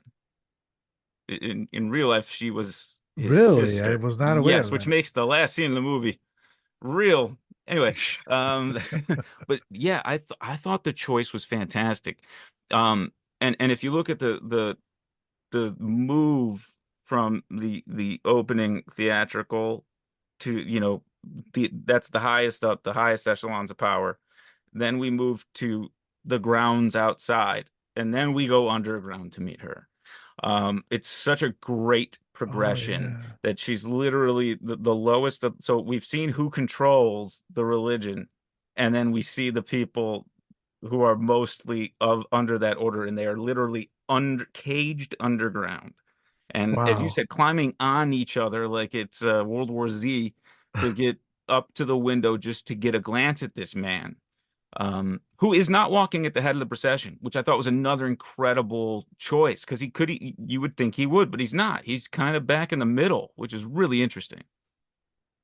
Wow. I that is such an amazing, like, I thank you for pointing that out because I didn't even realize that progression of from the top to the bottom. And that's what happens like with a lot. Well, I am at this point in my life so against religion, so I have to like keep myself in check sometimes. But like that's what happens a lot in religions is that women are the ones who are subjugated the most, Oh yeah. right? And when it comes to like nuns, they're like they have to live the life of poverty, and a lot of times they are have to take these vows of silence and just absolutely crazy stuff. And we'll find out later on that a lot of them aren't even that religious. They just had no other place to go. Yes, that was a hell of a commentary. And by Yeah. the way, Vanessa Redgrave, holy hell, this performance. What an amazing Oh performance. my Yeah. God. A bit unhinged. Oh yeah, top build by the way over Oliver Reed. Yeah. And I think that I understand. I Yeah. do. Yeah. So Sister Jean claps her hands once, and all of the nuns stop except the one at the window, Sister Agnes, who can finally see Grandier in the procession and loudly exclaims him to be the most beautiful man in the world. And the other nuns are trying to warn her, but she doesn't stop. And I just thought that was pretty funny that she's just like outside of herself, so excited. It's kind of like Beatlemania, or like if he was Oh one of the yeah. Beatles or something, you know? Yeah, which is crazy to think about because he's, the top priest in this village, that this city rather, that has this cloistered order, and they haven't even seen him. Yeah, That is wild to me. yeah, And that just seems to be the way of things. It was the way of things, I guess, but it's crazy to think about that he's, the top person, at least in on the religious side in that entire city, and the nuns are clamoring to get a look at him. That's a real hell of a thing and yeah, crazy to think about. yeah. It kind of reminds me of like when Pope John Paul II was still alive and he would go visit because I was in Chicago when he came to go visit Chicago, and like everybody was so excited. Like if I don't know, like if the Michael Jordan, it was like he's a celebrity, right? And that's kind of what we were seeing here. He's a celebrity here. Oh yeah. And as Sister Agnes walks away, she gives her a task, a punishment. She says that she will now be cleaning the rest of the convent on her knees, and then she walks away. And then Sister John pulls out her key ring. She opens up a tiny door, really tiny door, leads to a room that's even further on the ground. I don't even know why this room exists, if only maybe it's just storage, but there's nothing in there. And she's literally lying on her stomach, trying to get a glimpse of Grandier while other women are outside are gossiping about Grandier's sexcapades. They say, now there's a man worth going to hell for. And it's like, okay. All right. Hey, no So lies detected. yeah, exactly. He is an extremely handsome man in Oh my that. God, he was, yeah. Yeah. So then we see him finally crest the hill in all his religious authority and marvelous mustache and all that sort of stuff. And Sister Jean is absolutely riveted and enthralled by him.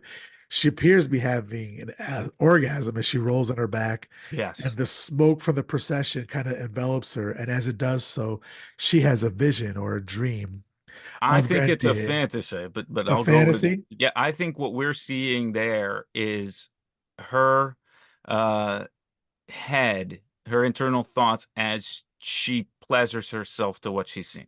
That's what I think Ken Russell's going for there. And I agree with you. I think for her, she would call it a vision, which she Oh, of uses course she would. yeah, later. Yeah. So the vision is of Grandier in the middle of a lake, walking on the water towards her, arms outstretched, very much in giving like Jesus Christ was. And we see that this imagery come back later on as well. Yeah, And she walks down steps that are lined with nuns holding black flags.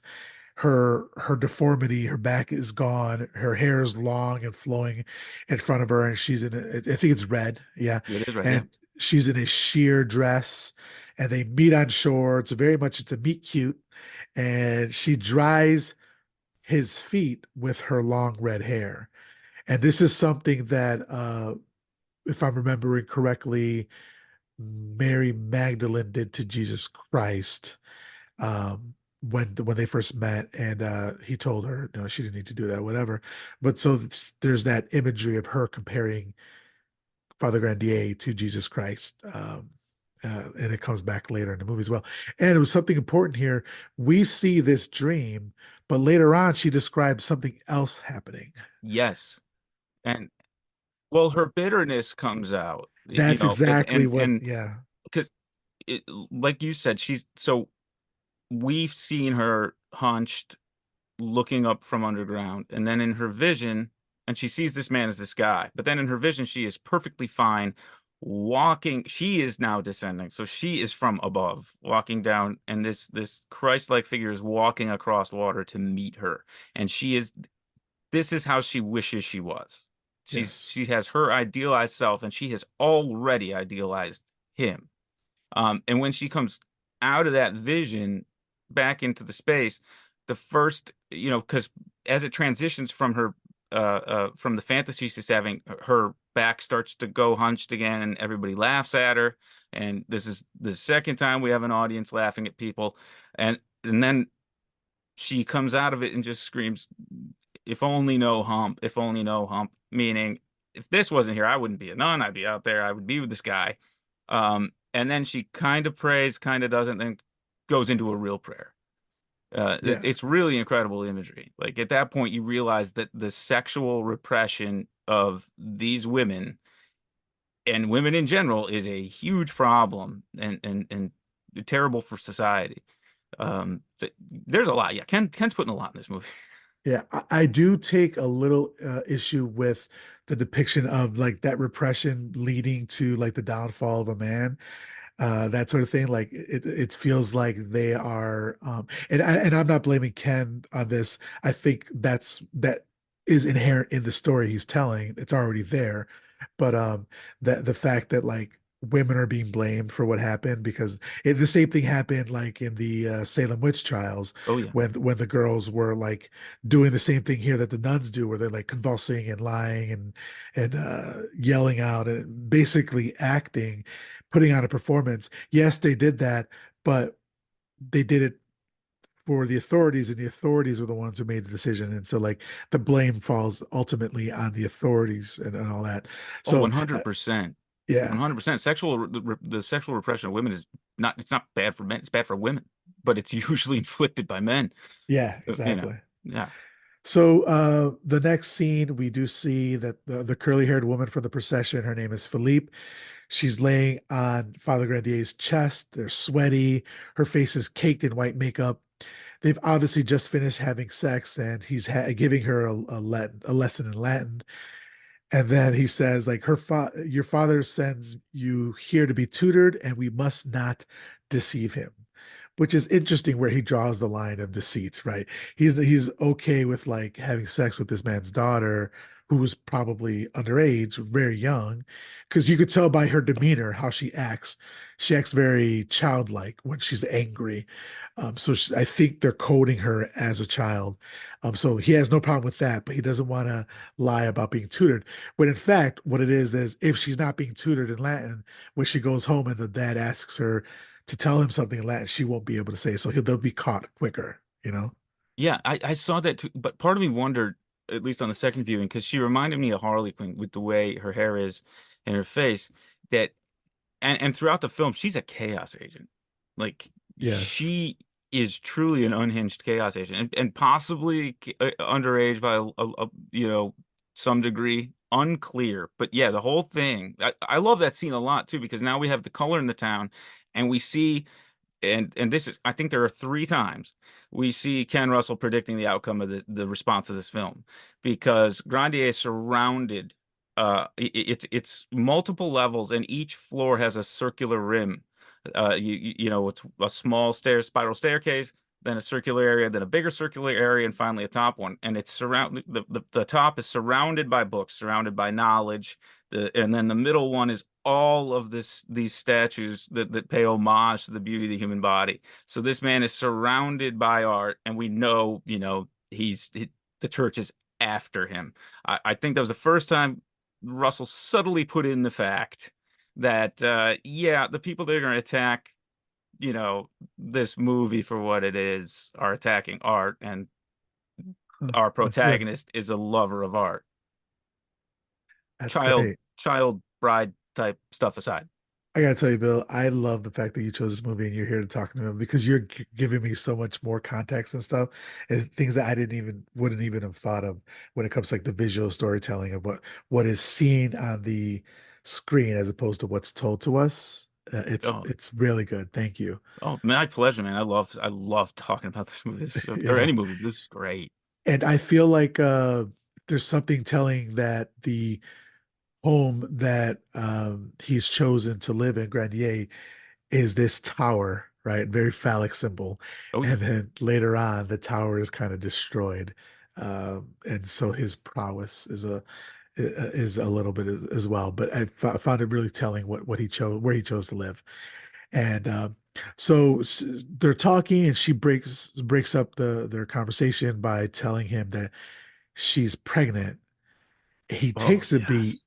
and then he says, "And so it ends." Well, I actually, if you will indulge me, Yes, go he's right he's ahead. speaking to her lovingly, and this is where because you talked, he's a flawed character, he's mistakes, and this is like the biggest one is his just overall reciting poetry, all this loving things about copulation and everything in such a poetic way. And he says, in everlasting leisure like this, we lie still and kiss time away. No weariness and no shame. Now then and shall be all pleasure. No end to it, but an eternal beginning. She announces she's pregnant, and he goes, and so it ends. That is so cold. And you're, oh boy, that is not something to say to a lady. But Yeah. He wow. he is like the proto fuckboy. It's like Oh just my God, yes. so he tells her that for her to beat her burden with Christian fortitude, to either beat or meet, I forget, but to meet her burden with Christian fortitude, my child. And she says that she's frightened. And he goes on this fucking diatribe of how they found each other for just a moment, but now the normal functions of her body has found them. So blaming her for it, putting the onus on her for being pregnant. And so he must be off. And he tells her to go to her father to tell him the truth and let him find her a good man. They are out there. And what I love about this is that I think that Grandier believes his bullshit. He I is think so too. 100%, yeah, believes it. Oh yeah, and the delivery on those lines, just oh my God, chef's kiss. Yeah. Reed just crushes that dialogue. It's unbelievable. And she begs for his help, and he says, "How can I?" And then he says, "Hold out your hand." When she does, he grabs it and says, "It's like touching the dead, isn't it?" It's like, God damn, dude, that's fucked. Oh man, yeah, it was like, all right. Yeah, it's an unflinching portrayal of the guy who was a flawed guy, and he's no saint. He's no Yeah. saint. And I just love the way that sets that up. The dialogue's so harsh though. Like it was like, jaw dropping. Like, oh man, she's Yeah. gonna want to get you, man. So, Yeah, you understand why what she does later on, you know. oh yeah, But then we get outside, we get scenes of the Black Death, the plague, as they burn the bodies in the streets. It's utter chaos. There's dead bodies everywhere. We hear that line, "Bring out your dead," even though you hear it in all these oh plague movies. And then as he's walking, a woman runs out of her house and begs him to come to her mother's aid as the doctor and chemist are no help. And we find out that this woman is Madeline. yes. And the doctor So and chemist are real assholes. But Jesus Christ, yeah. So inside, the woman is riddled with pustules, and they're experimenting on her, going so far as to even put hornets on her body parts and cover it with glass to see what happens. Like they're literally experimenting on her. And I understand, like this is the 17th century, and so they're obviously not as advanced as we are now. But we learn how to cure things some way, and a lot of times there was victims that had to go through that for us to learn how to treat things. Um, so I think this is terrible and not the way it should be done. But unfortunately, this is what happens. And Grandier walks in and yells at them for torturing the woman. And he's like, "Yesterday you were doing other things to other subjects." And they were enjoying the shit out of it. They were torturing that woman and oh like being pleased about it. yeah, oh my God, yeah, they're like a happy Waldorf and Statler from the Muppets up in the balcony, Yeah. taking glee in I don't know, torturing and just being these sleazy. They're like the McPoyle brothers, from Always Bro, Sunny, always if sunny. they had medical authority of some kind and no, checks and balances. Yeah, unbelievable. This whole scene is absolutely fantastic, start And to finish. The streets. Oh, it gets to absurd. So I he love like the absurd. so he even like he's like they even had a crocodile at one point. He's like, "What is this?" And he throws the crocodile out of the window. I know that sounds ridiculous. It's so awesome though. Yeah, and then the so they leave, and then the woman takes her last agonizing breaths as he tells her to go towards God, and he prays with Madeline, her daughter. And so this is touching. So we see two sides of this man, right? Mhm. We see the side of like a sexual predator or just like just having sex with women, the womanizer, and then we see this man who can also be very caring, very sweet towards somebody who needs that in their last dying breaths, right? Oh yeah. And what they're doing here, also that I didn't realize right now, just talking to you, is um they're tallying up his enemies, right? Oh So yes. so the people that are going to bring him down, right? Yeah, I we thought it got was pretty three. clever. We got three already, We got yeah. three in a few minutes, and it's Yeah. really well done. It's not ham-fisted. It's not rushed. And before we get to the amazing stuff that happens when he leaves, you're right. I think I would call him more a philanderer, but that's just based on the slight historical context about the guy. Right. But he's walking through the street. There's fires. There's bodies literally being dragged or thrown. Um, then he walks up, and I looked very carefully at the production schedules and release dates, and I find it impossible to believe that Friedkin wasn't at least a little bit inspired by how Reagan is shot in the bedroom and some of, especially the profile shots of her bed level laying down. I find it very difficult to believe that he wasn't at least slightly inspired by the Devils, because he would have. It was out and out for months before they started shooting The Exorcist. Oh, I okay. refuse to believe he didn't buy it, because that the way she's acting, and she's tied to the bed, this poor woman, and writhing around in tattered robes and all of that. And you've got a priest on the side of the bed trying to calm. You've got a family member sitting there not knowing what to do. I saw a lot of it there, and it was so visceral. It's so well shot. That's a great point. And we also see later on in the rape of Christ scene, I believe it's in the rape of Christ scene, Yeah. something that is obviously very prominent in The Exorcist. So and we'll get to that. But Oh yeah. so then outside, a man is yelling for Grandier to come out, and we find out that it's Philippe's father, who is the magistrate. And correct me if I'm wrong, but does magistrate basically mean judge? Like Well, it depends could on be a judge? jurisdiction. Here, Yeah. it would be a type of judge. Federal level, it's a lower level federal judge, believe it or not. Okay. Or it can be like the equivalent of a local attorney for a town. It Okay. depends. I think back then it meant more attorney. And I know in real life this Oh, guy okay. was actually King Louis XIII's attorney for that area. Oh, So really? that adds a whole other Okay. dimension. But yeah, Yeah. So yeah, he's yeah. he's like a it's I can't remember the French law enough, but safe to say a prominent law man. That's yeah, In the that's town about the best way. in the town of Loudun. Okay. So then he's yelling at Father Grandier. He's like, "How could you, my innocent lamb?" And he says the most cold shit. One of the most cold shit I've ever heard. He says, "Even the most innocent lamb is destined for the ram." I was like, "Oh shit, dude! This Oh motherfucker has yeah. no chill. He's not even ashamed. He says it to his father, to the woman's father's face. You know, I was like, Oh God, yeah. yeah, man.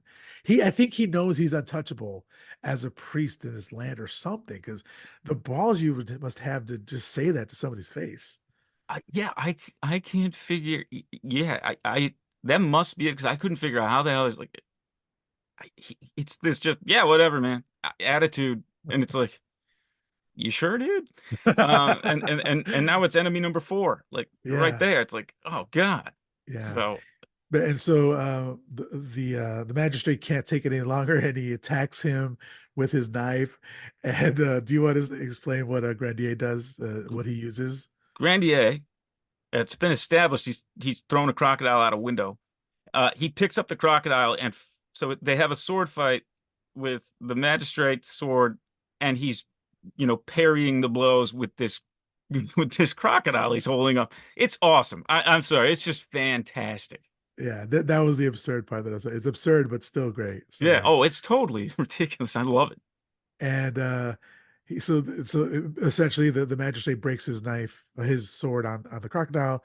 The duel ends, and then he starts walking away.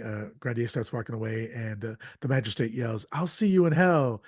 And Grandier, still walking away, looks back and says, "On the bodies, me walking on the bodies of aborted fetuses, no doubt." I was like, "Wow!"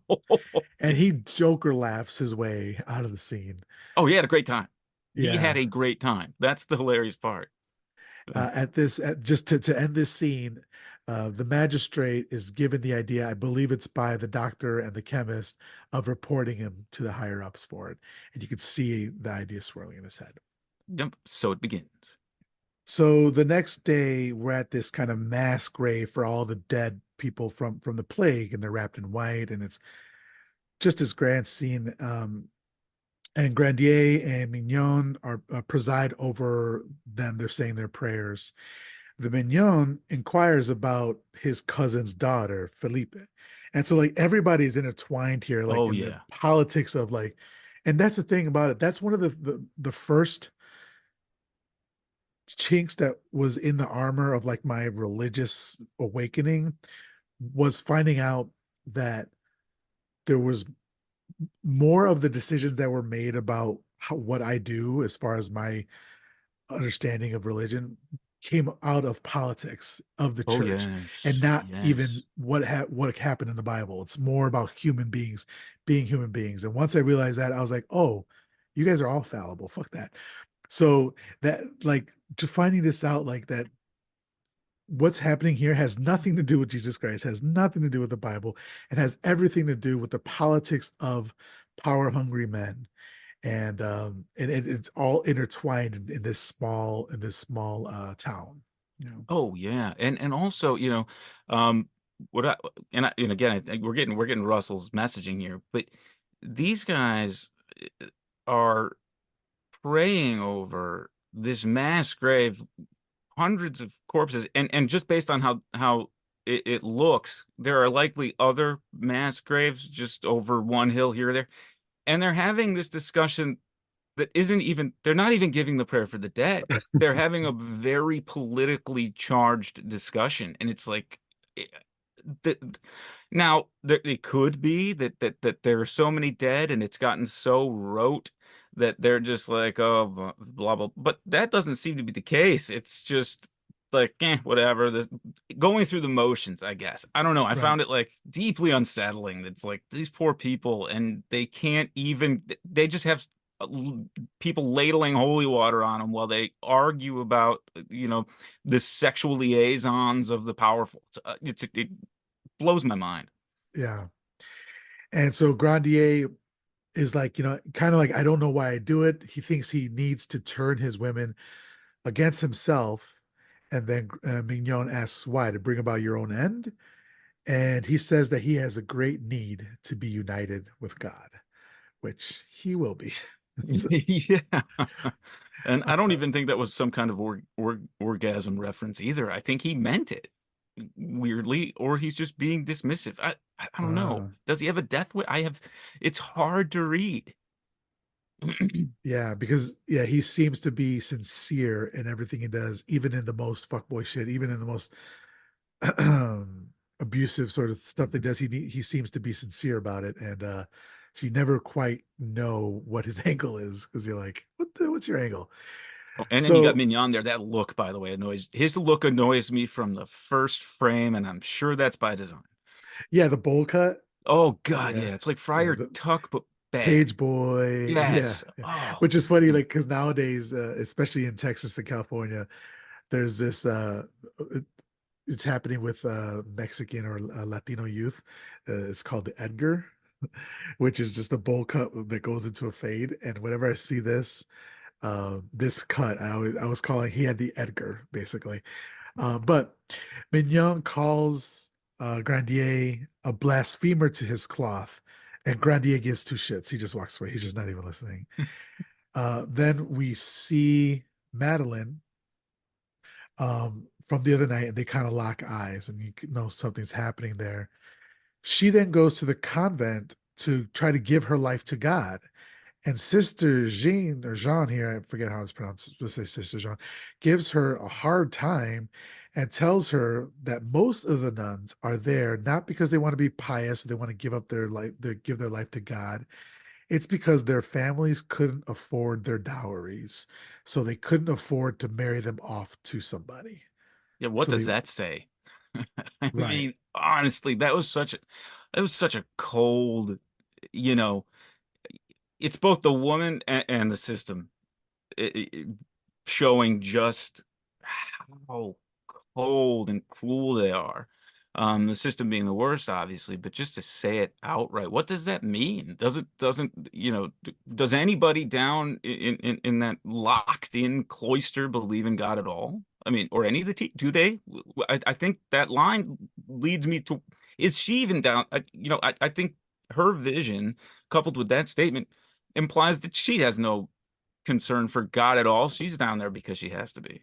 yeah, it's a very cynical view on religion and church, and Oh man, brutal. and I love it.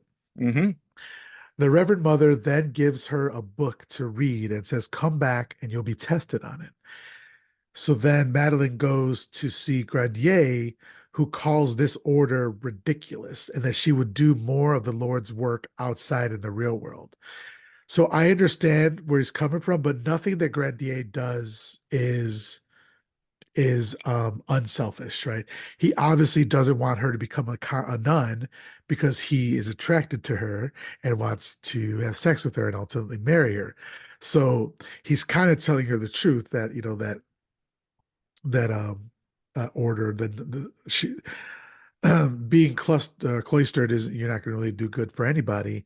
So that's kind of true as well. But at the same time, it's like, yeah, but I want you for my own nefarious plans. Yeah, he's R. And Kellying it a little bit, a yes, little bit. yes. And he even says something like orders like that believe that if they repeat, you know, oh God, oh God, oh God, over and over, they're going to get closer to God. But in fact, parrots can do that as well. They're not going to get any closer to God, right? So she takes his word kind of like for gold, and so she's like, okay, I'm not going to become a nun. And then he goes downstairs to the church and he's taking confession. And Philippe is there confessing. And he Out in the said, open, by the way, yes, I was going to say, which like, was there's, crazy cool. I don't know if you, what denomination, if you're raised Oh, Catholic I'm I'm or, I'm an atheist, non-religious oh, okay, dude. cool. So But I was raised Catholic, so I grew up going to church all the time and doing confession and all that sort of stuff. And the majority of the time, it's done in the confessional, in art, just like we are right now, yes, in the yes, confessional, this confession. in this very confessional. But sometimes it was done out in the open, not even out in the open, in a room, just with you and the priest facing each other, and that sucked. That absolutely sucked. I hated that part. I can't imagine having to confess your sins, your most intimate secrets, to a man, to a person in the middle with people surrounding you, and even Next to a like dogs being pillar. there Yeah, next to the a pillar. dog walking by was that was just awesome. And that's, by the way, that is a Ken Russell staple, like just having a random animal. There's a Really? yeah, Okay. there's a weird goat that needs to be milked running around the house in the Gothic movie from the mid '80s. It's just there, and the Natasha Richardson, who's Vanessa Redgrave's daughter, actually, is one of the stars of this film. She looks up with, "What the hell is that doing there?" Basically she's the audience. So yeah, the dog and like this, and she's still got the white face paint Yes. on, as she's confessing to the guy that maybe impregnated her, and had a sword gator fight with her dad the night before. It's madness, all out in the open. I love it. And yeah, he there's like drama, just drama, drama, drama. And he says what he asks her, when did you last sin? And she says, you should know. And he chastises her for airing their dirty laundry out in public. Um, he gets annoyed at her and he yells at a crying baby. It's like, dude, you're yelling at a baby who's crying. Uh, and he says to her, if God wants you to suffer, then you should also want to suffer. I was like, dude, you are a piece of shit. Like manipulative. He's manipulative towards her and towards the Oh women. God, yeah. And off she goes. And then we see like the interior. This is when I first noticed the interior of the church is all black, which Hmm. obviously you don't see many interiors all black, but definitely you've never seen a church interior black. No, no, and that's you go back to Jarman's design. That church is remarkable, and it the black is, there's obviously deeper meaning to what that church becomes, that it's black, but also it provides a way again for the people and the incredible costumes and the visuals to just jump out, whereas a white interior would not allow that. And it also creates that nice dark light for when he's doing the confessional, and everything you just said about his back and forth, with Philippe, whatever. We'll never get it right. It reminded me of Patrick Bateman talking to Reese Witherspoon. I have to return some video. Just very matter of factly loud, inappropriate, and then we're parting because of this. It was just his delivery, telling the baby to shut up. I love every second of it. What an asshole this guy. It was amazing. So we do see Madeline. She's there to confess her sin. She said that she has a sin of pride and anger and unclean thoughts of a man. And he asks for his name. First of all, like you don't need that much detail, dude. But then she doesn't give it to him, and she says that she needs to be touched. And he asks, "Do you want to be cleansed of these thoughts?" And she says, "No, I want them to destroy me." And then she says, "Take me. I love you. Him. I love him." She's like, "Oh, okay." So she confesses her love for him, and the look on his face, he like closes his eyes. He's like, I don't know what he's thinking in this moment, but to me, it was like, I have her or something. I don't know. What did you take from the look on his face when she says that? I felt, because we go from Philippe to her, that he's like, all right, I have trouble to deal with, and then, fuck, now I'm gonna give in to this, and it's gonna be more trouble. It's just like, oh man. That's I a good wanted this and point. now I'm gonna do it. Like there's no doubt in my mind at that point, or his, like, oh, I'm going through with this. Like, you know. I wonder if I mean, this sounds like perhaps, I don't know, maybe like I don't even know what it sounds wrong to say it, as I was just saying, but maybe he is a victim of his own beauty because everywhere he goes, women like fall for him and love for him, and have this love for him, and obviously want him, and he is weak. And so it's kind of like me, like I want to lose weight. And all day, every day in my mind, I'm saying no to a cheeseburger, no to cheeseburger, no to pizza, no to pizza. And that one time, so I may say no 50, 60 times in one day, but then all it takes is that one time for me to say yes. And now I've had pizza or I've had cheeseburger. And for him, we see even in this scene when he's done taking Madeline's confession, another woman comes on and starts hitting on him, right? And so he's possibly saying no, no, no to 99% of these women, but they're like throwing themselves at him. And so that feels wrong to say, but that he's a victim of that. But also, it's such a betrayal by him because he is put in a position of authority of these women and, well, of people in general. As a father, he hears both men and women's confessions, but specifically women. He's put in a position of power over them, and he betrays them by because they trust him, and he like takes their or I don't know, he uses this authority over them to like have sex with them or whatever. Yeah, I think that's true. I don't think that's a bad misread at all. As a matter of fact, the real man when he arrived back into Loudun, Grenier in real life, his greeters were a bunch of beautiful. That happened. So this Right. guy was that in reality, uh, somehow. And yeah, I take it to mean that like he gives in a lot, and not always, but in that moment, he's like, and not like, oh God, I'm in serious trouble and I'm gonna do this. More like, oh, I've already got this to deal with, and now I know I'm gonna do this. I'm gonna have to deal with that later too. Yeah. But he's gonna like he's gonna give in. He is a man of temptation, and he does not fight it. Yeah. That's how I see it. And if God is throwing women at him in his mind, then why tell God no? Why turn down the gifts? I think that's, there's a certain arrogance, and but I think you're right. It's like, uh, I think he tries. I think he does try, and his will is weak. A wise fuckboy once told me that if you chase it, it's a sin. If it falls in your lap, it's a blessing. That makes perfect sense. So he's been blessed. So he finally tells Madeline to go to his house and wait for him there. This is Dom energy, big Dom energy here. And another woman walks up to confess to confess her sins, and he was like, "Weren't you just here yesterday?" And she's like, "Oh yeah, but I need to confess another sin." And he asks her what it is, and she doesn't remember. So he just like walks away. Yeah. Like that's the kind of thing that he's dealing with, right? So at his house, Madeline prays, and then Grandier shows up, and he tells her, like, basically in his roundabout way of like using 20 words when two will do. He says that uh there is so he's like just remember that basically what we're about to do, how we're gonna get sweaty and dirty, and we're gonna be the beast with two backs, and we're gonna like soil the sheets. Just remember that there is love in lust. And it's like, okay, dude.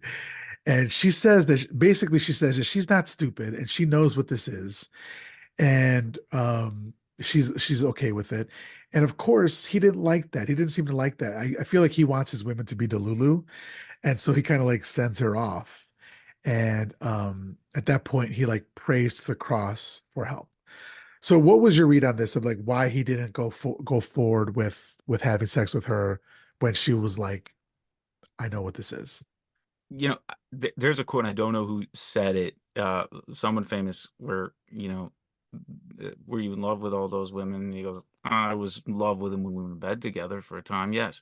And I think that he's never had any of that, any feeling of love for any of these other women, and he is suddenly got it. And that creates a bit of a crisis for him. By this time, priests cannot marry, which goes back to a papal edict who had selfish reasons for suddenly declaring priests had to be celibate. Yeah, property. Yeah, exactly.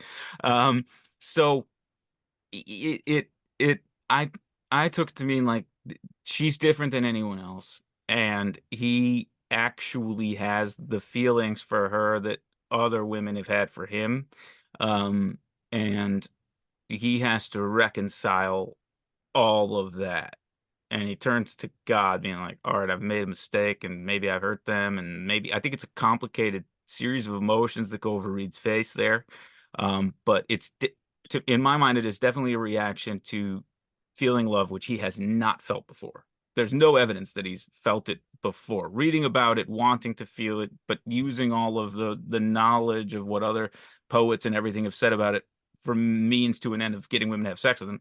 Now he sends somebody away who actually genuinely feels it, and he feels it, and he sends her away and looks to God for how to handle this. Because before it's like, it's temptation, it's whatever, it's my sin. But now, hold on, there's more here. What do I do? Hmm. Okay, I see Yeah, that. That's a good read on that. I think I don't know. Yeah. So later at the convent, the sisters are saying their rosaries as Sister Jean walks on her knees, leading the prayers, going into gruesome detail about the crucifixion, which as a Catholic, I completely understand. This is exactly what they do. They to make you feel guilty for just being alive. Like the Christ died for your sins when you didn't ask him to. But so they go into detail about this so that you will feel guilty about it. The Catholic guilt is a real thing. Oh, very much. Yeah. So she Look, I, while I this is I own happening, everything by Christopher Hitchens. I've read it all. I think he says it better than anybody ever could. But the enduring quote, which Hosier quoted, was, you know, you told us you make us born sick and then command us to be well. And but anyway, I don't mean to digress, but yeah, because I was not raised in the church, but I understand the philosophy at least to that extent. yeah. And the crawling on the knees is just yeah, it's viscerally painful for me to watch, but Well, I'll tell you that I have family members when we visited Mexico, there's a particular church that's close to the village where my dad was from, La Villa de Purificación, and there's churches in Outland, and you have to what people do is they'll go here and then they'll start like a mile away, and the street is lined in pebbles, like it's like pebbled thing, and they'll go on their knees from a mile away and just kneel walking, I guess is what you call it, to the church and then all the way up to the altar. That's what they do. It's wild, and I have family members who've done that, and it's I have no words, man. it's um it's a sickness. Anyway, If I okay, look, let me tell you, that would make for a great horror shot because I couldn't watch it. yeah. Oh, I mean, it's wild. And like I have like 60 and 70-year-old aunts who've done it, you know. So so she gets this while she's doing the while they're praying the rosary, she gets this vision of it happening, of the crucifixion happening, and then she's transported to Christ on the cross, and everyone's laughing, and then Christ turns into this grandier, and he floats off the cross towards her, down towards her. And I love it because obviously, the famous the crucifix, he's nailed to the cross with his hands. And so he like you hear this very subtle sound effect of like like Oh as yeah, he's released from the cross, it floats down to her and she starts licking his wounded hands where the nails were. Very, very suggestive, right? oh yeah, I think it's sexual. Yeah, and then they kiss, and then she starts kissing his chest and the wound in his side, which I love. It's very biblically accurate. Not a lot of people know that The he actually spear. died from the spear to the side, if he died as if he existed at all. But so she licks that as well. They make out on the floor, interspersed with her with that imagery is her back in the convent hitting herself with the rosary, and then she's like digging the cross into the palm of her hand until she cuts herself basically creating stigmata, Yeah. right? Which is a plot line in the movie Benedetta. Benedetta. Oh Yeah. yeah. Which you could see where they take some um what's the word I'm thinking of? Influence, Influence. Yeah, yeah, inspiration. homage. Yeah. Oh, Yeah, exactly. Verhoeven undeniably Yeah, influenced and appreciated. yeah. And so she sees that and then she runs from the room. Later, Grandier and Madeline talk about getting married, and Grandier says basically he's making a case for why he should be allowed to marry her and why priests should be allowed to marry. Basically saying that Christ never forbade priests to marry, it was only the politics of the church. Accurate. Accurate, 100% accurate. Also, just excusing his behavior. Also that. Yeah, It is both. yeah. So then outside, they hear a crash and go to investigate. And here we are reintroduced to Baron de Le Bardemont. Great He, villain. yes, Oh, great so villain. good. He has shown up with the Protestant slaves that we saw earlier and what they were transporting. Do you want to kind of describe what it was that they're actually transporting and its use? Yes, and this is when I saw this, I was shocked by it. Like the brilliance of this idea and the design of it. These Protestant slaves we've seen earlier have now arrived at their destination, which turned out to be Loudun, our venue for most of the film. And what they were transporting can only be described as giant hamster wheels with rope pulley and hook attachments to them. And as they are whipped and they walk inside these wheels, the ropes grow tighter and the tension causes the walls to be torn down. And we see them being whipped. We see he again goes to the first image we see of them in the hamster wheel is the same first image we saw of them initially, which is bloody bare feet and filthy legs. It is incredible. I've never seen anything like this. It's a brilliant original idea. It's horrifying for every reason. The symbolism is through the roof. I mean, because using hamster wheels, the implication that these are no greater than putting a pet rodent in a cage, and on and on and on. Um, and this whole scene, I think it's actually up to this point the best shot in terms of camera work. In the entire movie up to that point. It's just striking. And the sound design is perfect. Everyone's acting in the scene is spectacular. I mean, this is it. Like if you want to take a scene out of the film, the Rape of Christ being the most famous and absolutely essential, yes. This one is the filmmaking part of it where you're like, just stand in awe. Like from the moment he hears the sound to the moment he triumphs. Yeah, it's truly epic filmmaking, right? This is amazing. And then Father Grandier is yelling like, "Who's in charge here? Who's responsible for this?" And then the Baron pipes up and he says that he has been appointed by the king as the special commissioner for the demolition of the fortifications of Loudun. What a title! Great, great title. And Grandier asks the Baron why, and he says because there are Protestants in Loudun, and they could, they in a fortified city, they could be allowed to grow and eventually like turn against the king. But Grandier says that all the Protestants here are loyal to the king, but the Baron doesn't care. Grandier says he demands the order from the king, but none is given. So Grandier then rings the town bell and he runs and grabs the town forces. Yeah, and camera tracks him as he runs to that bell, which he rings by hand, not a Yeah, by rope. hand. Yeah. Awesome. And so he runs to get the forces, the town's forces, and then he also runs to his office and grabs a an edict, basically a piece of paper, and says that he runs back, produces the document from the late governor saying that he, Grandier, now has the power until an election can be held. And this really pisses off the Baron. Yeah, granted by the king, by the way. Yeah, granted by the king, right?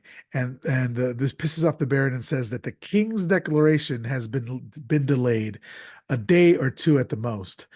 And yeah, he's completely bullshitting, right? Because we've already know, well, we're going to find out in a little bit, but that the king has stated that Loudun is not to be touched. But Grandier then yells out that if one more stone is torn from the walls, you will be dead before it touches the ground. At this point, all of the town's forces raise their arrows at him, and then the Baron's forces raise their guns at them, and so we have kind of like a Mexican standoff happening there. And then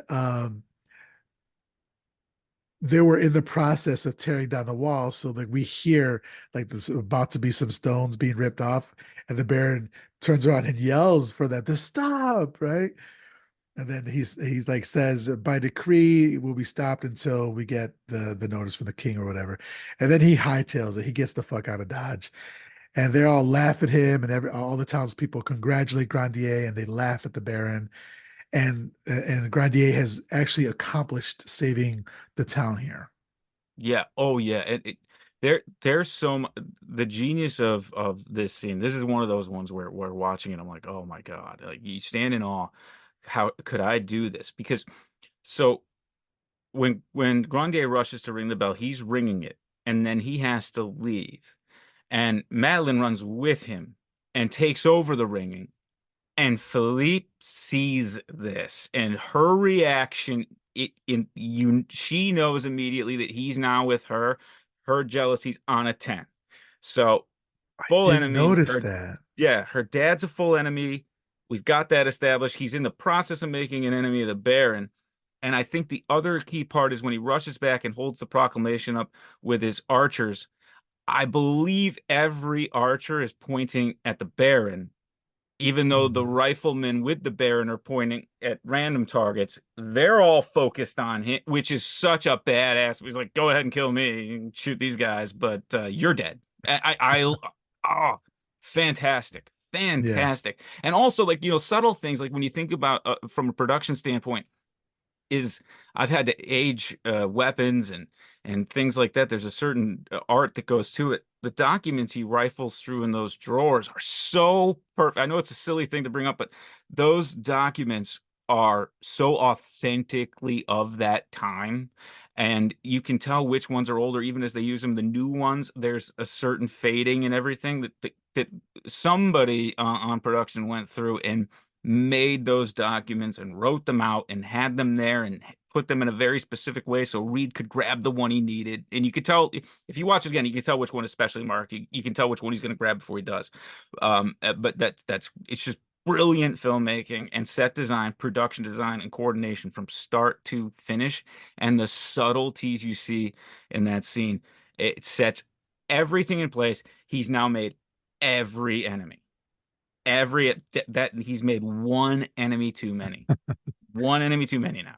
And there's something to be said about the fact that this is the first that we're hearing that Grandier has been granted power over Loudun. You would imagine a certain type of person would be like hoarding that over everybody's um, heads already that I am now in charge, right? But I think that Grandier sees that type of power to be, I don't know, gross, like to wield that type of power so blatantly. And so he only uses it when he needs to, which is again a bit of Dom energy there, right?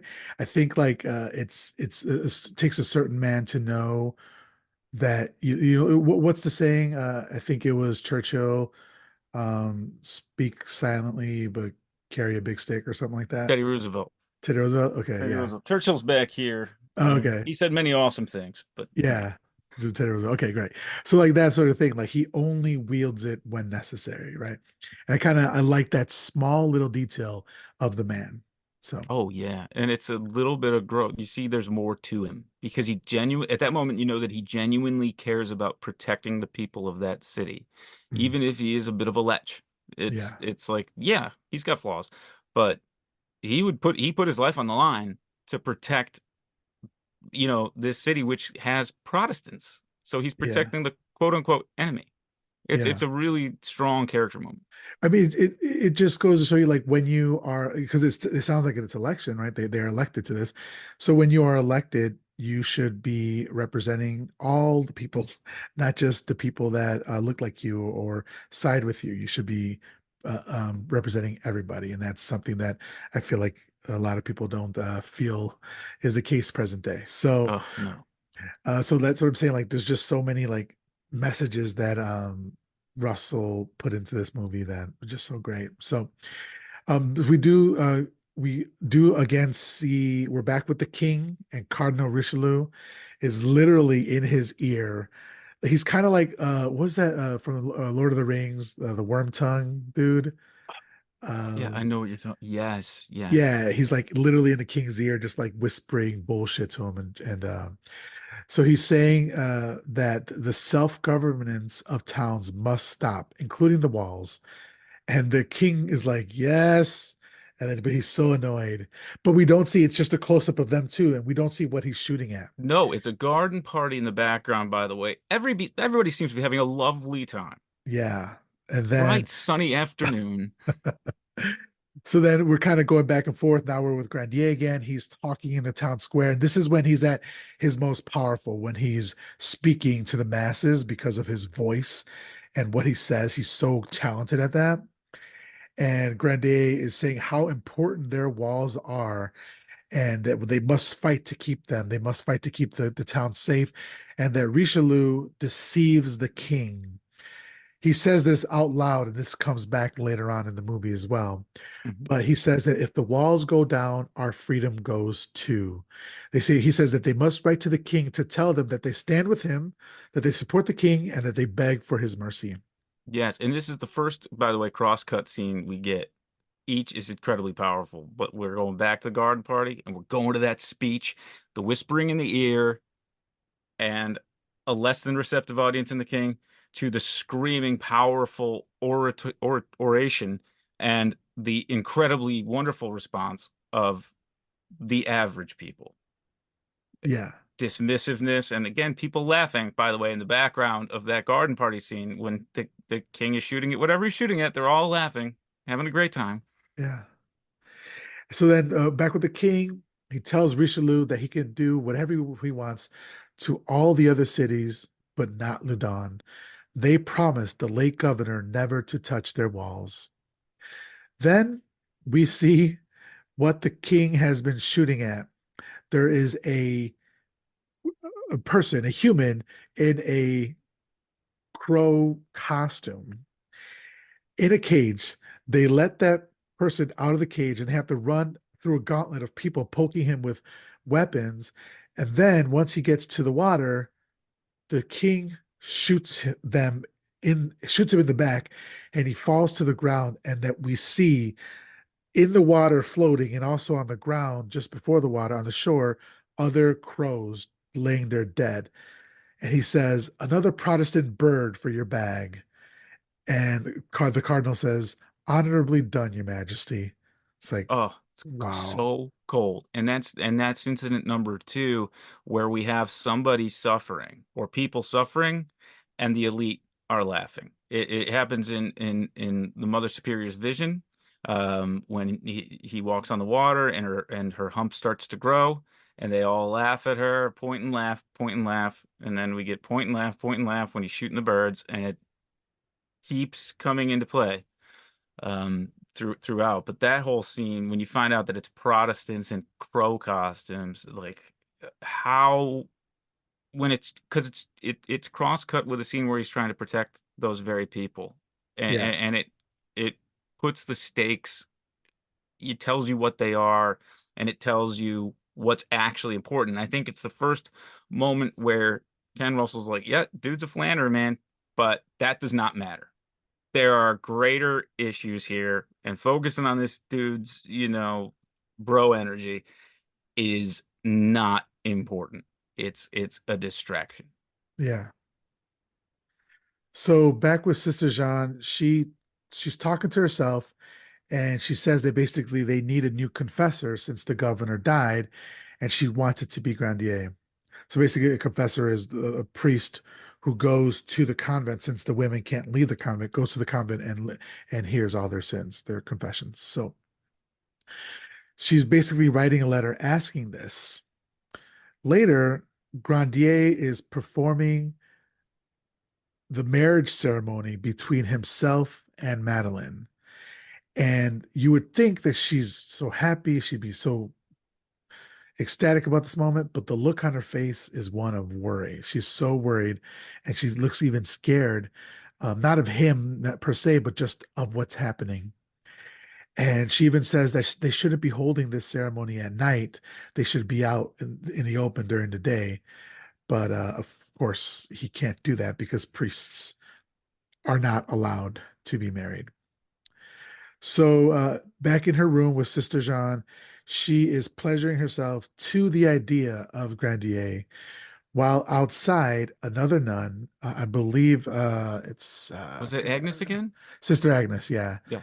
Sister Agnes kind of spies on her, like watches her, and I think perhaps also pleasuring herself. I I'm don't know. certain that's what it Yeah. was. Yeah. Okay. But Yeah. she's that letter she writes, if her face and her mannerism, to me, it was like a 13-year-old girl writing to her crush. And her reaction to Mignon showing up in a few moments is the rejection of a 13-year-old girl being rejected by the crush. At least that's Mhm. how it felt, because she's got this infantilized idolization of this man. And again, this repressed system she's been forced into by all these puppet masters, really. It just, I found it very interesting. Redgrave kills this again. I know I said that 20 times, but the way her facial acting as she does every little mannerism is just spectacular. And that's a good example. And then the unhinged, it's again Agnes watching her, who's again acting unhinged. I believe Mhm. absolutely is pleasuring herself to Mother Superior pleasuring herself, which Mhm. I don't know exactly what that means, but it's something. Yeah. So then, after that, Sister Jean then self-flagellates herself with an iron cat o' nine tails, which is so crazy to see. Well, I don't know. I don't remember that we don't actually see it. Perhaps I don't remember if we actually see the iron coming in contact with the body, but my mind made it My mind so. filled it in. I'll tell you Exactly, that. My mind sees exactly. it. So, Which is that's the type of horror movie that I like. I like seeing some gratuitous stuff as well sometimes, but I think when they leave it up to the audience to make it up in their mind, it does a lot worse oh, things I still sometimes. see the hook going into that woman in Chainsaw. Exactly. And it didn't have, I remember warning Zine, like, listen, there's a hook scene. It's the most, and then it's not there. But my God, my mind tells me it was Yeah. absolutely there. And I swear to you, I can see the metal digging into her bare flesh on the back, and it's in my head. I don't know if it's there, but my God, it worked. I saw it. Yeah. So back in the church, the magistrate has seen the wedding. I think it was the doctor and the chemist were also there. Oh, of course. Yeah, so they see the wedding. They're in the back of the church and they see the wedding take place, and they're like, okay, basically we have uh, dirt on him. So later, the Baron tells is with the cardinal, and he's telling the cardinal about Grandier. This scene. This is so. Can you explain to me or tell me what you think the setting is? Yeah, absolutely. So this is meant to be a library where there's sacred texts, quote unquote, and they're Oh, locked okay. behind cages. I also think that this is the second time where Russell is predicting the reactions to the film, because you have all these written words locked away that can only be released by the powerful people in charge. And Richelieu, it's white. It's multiple levels. It is Tiled. white, tiled. Um, he is being wheeled on the similar dolly type contraption that Hannibal Lecter was, and Yes. there is no way that Demi didn't see this movie and think of that. And I know I'm right because Demi had Roger Corman and George Romero on set for Silence of the Lambs. In the scene where he's in a giant cell in a gymnasium type thing or a Yeah, yeah, big yeah. courthouse, whatever. One of the guards that comes in and takes him out is George Romero.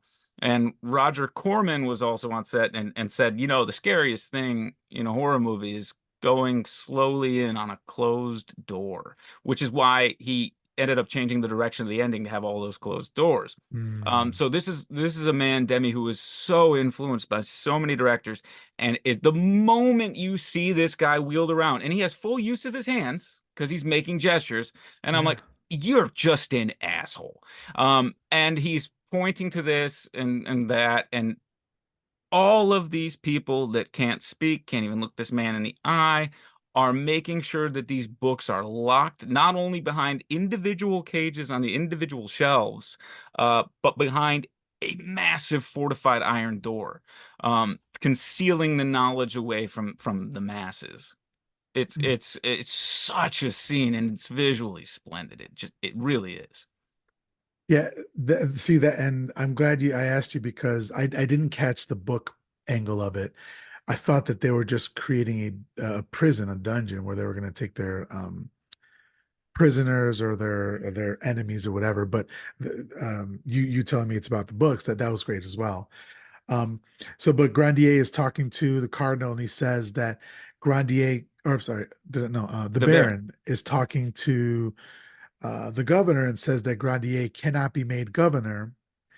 Um, they say that Loudun is basically strategically important, militarily speaking, and they need it. And so Richelieu says that Grandier was raised as a Jesuit and that you will never break him. The Baron says, well, give me 3 lines of writing from any man and I will hang him. So essentially, what I take that to mean is that I will just use this man's own words and actions against him to hang him for my needs.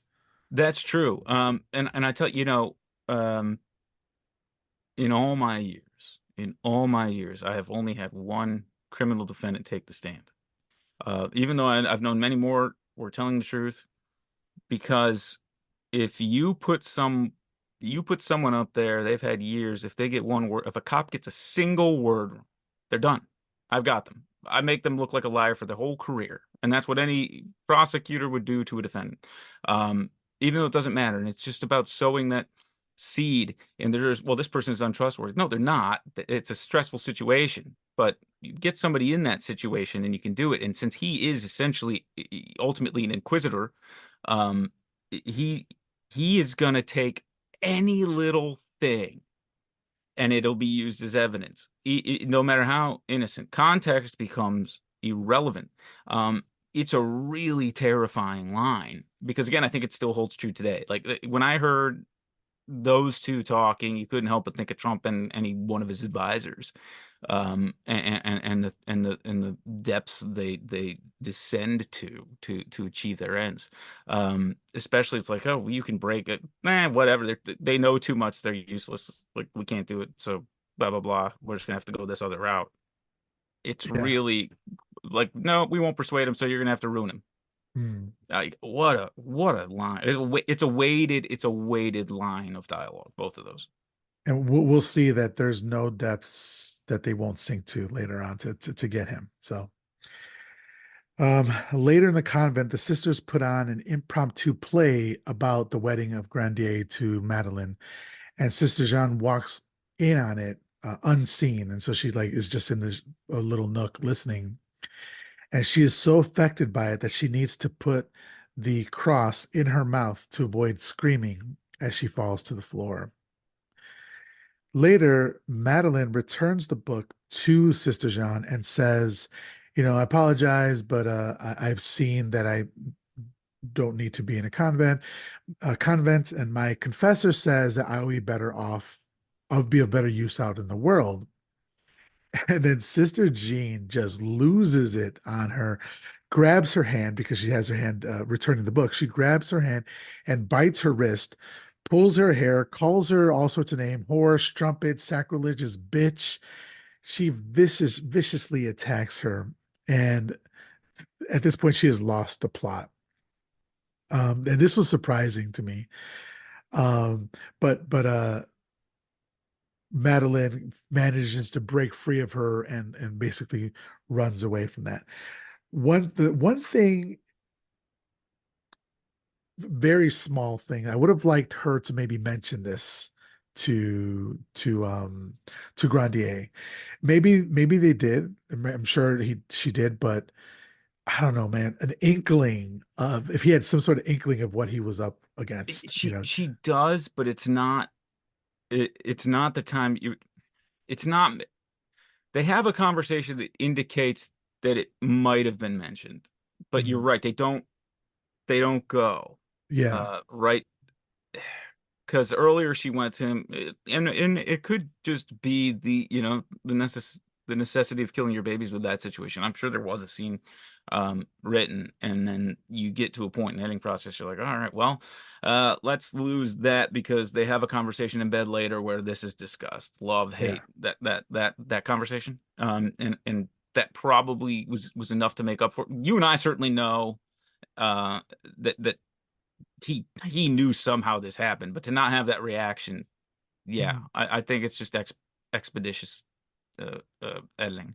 And it's a very, very small criticism. So, for me anyway. But I no, I agree with you. I had the same exact thought. I'm like, oh, well, nothing. Okay.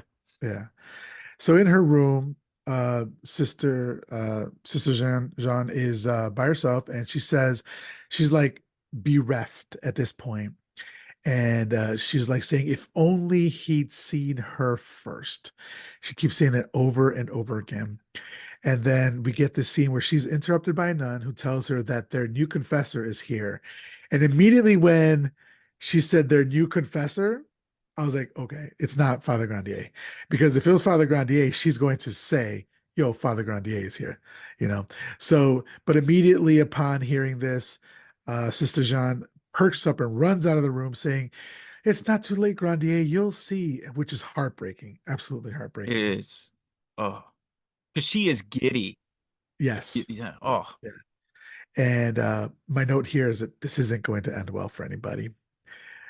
So she runs to the doors or the gate, the cages, only to see Mignon standing there, which Mignon kind of cuts a cool figure as well. It's only the the Edgar cut, the bowl cut that kind of gives him away, but he's standing up, just like you were saying, this imagery of like he's descending down to see these sisters from up high. And he doesn't even meet her at the cage, at the door of the cage. He stands way up high to be looking down on her. So he kind of cuts a pretty cool figure here, but compared to Father Grandier, he's like oh, your 5-year-old, like 10-year-old brother's like a freaking nerd. Get the hell out of here, you know? oh yeah. I could beat him up. I don't think I could take Oliver Reed in his prime. There's not a chance. Yeah. So you're absolutely right. And you mentioned the play that they were putting on, that she found out. That's another use of, again, theater in the film, or performance in the film, and the giggling about real life.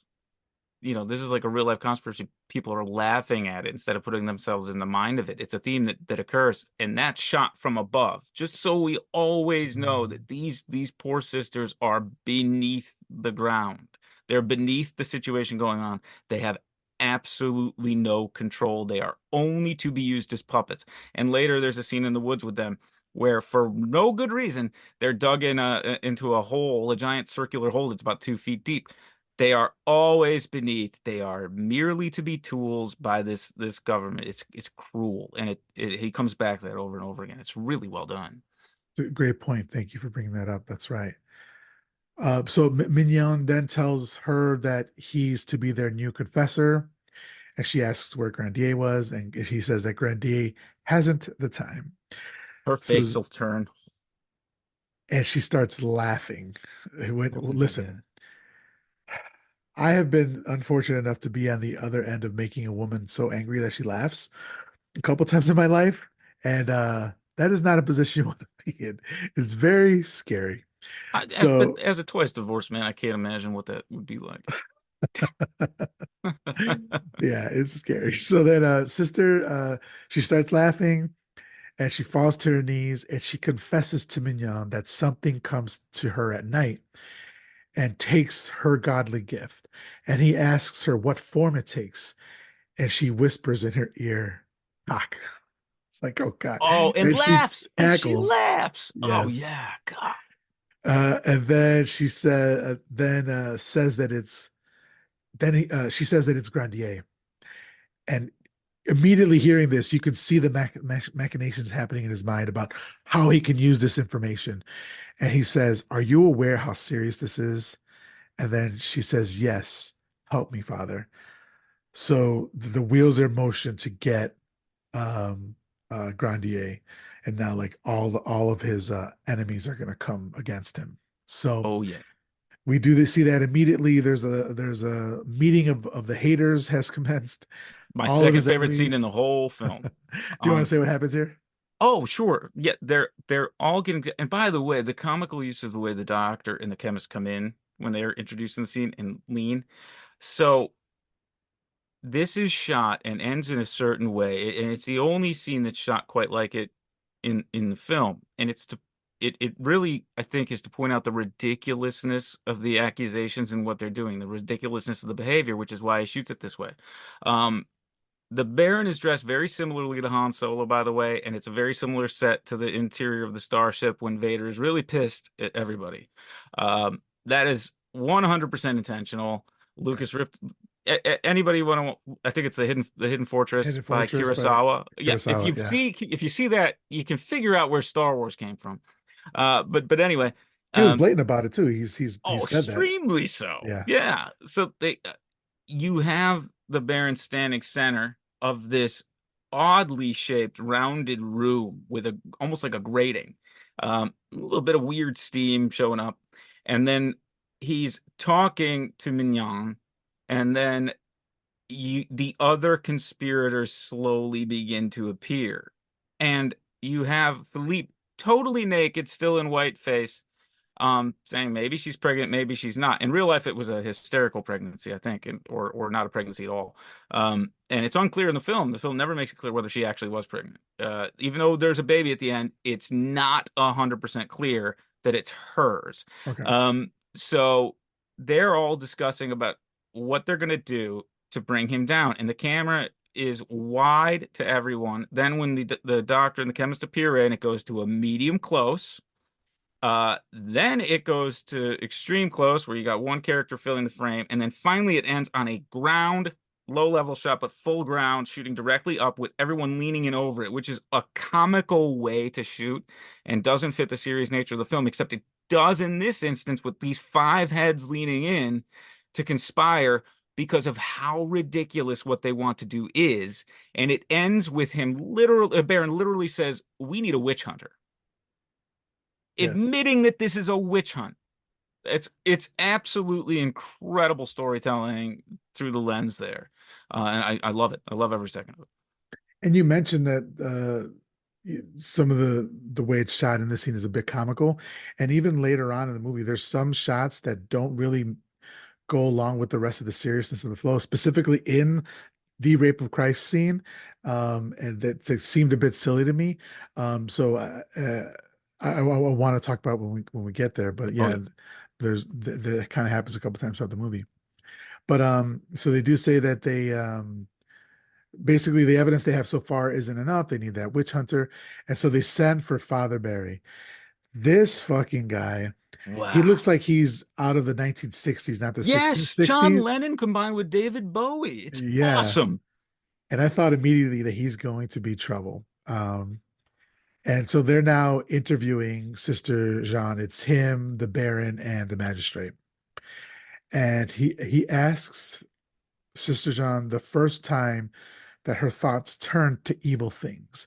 And she's on her knees while the rest of the nuns are behind her in rows on their knees praying. Flanking. Oh, Yeah, flanking her, and they're sitting down. So like again, subjugating the women, right? mhm.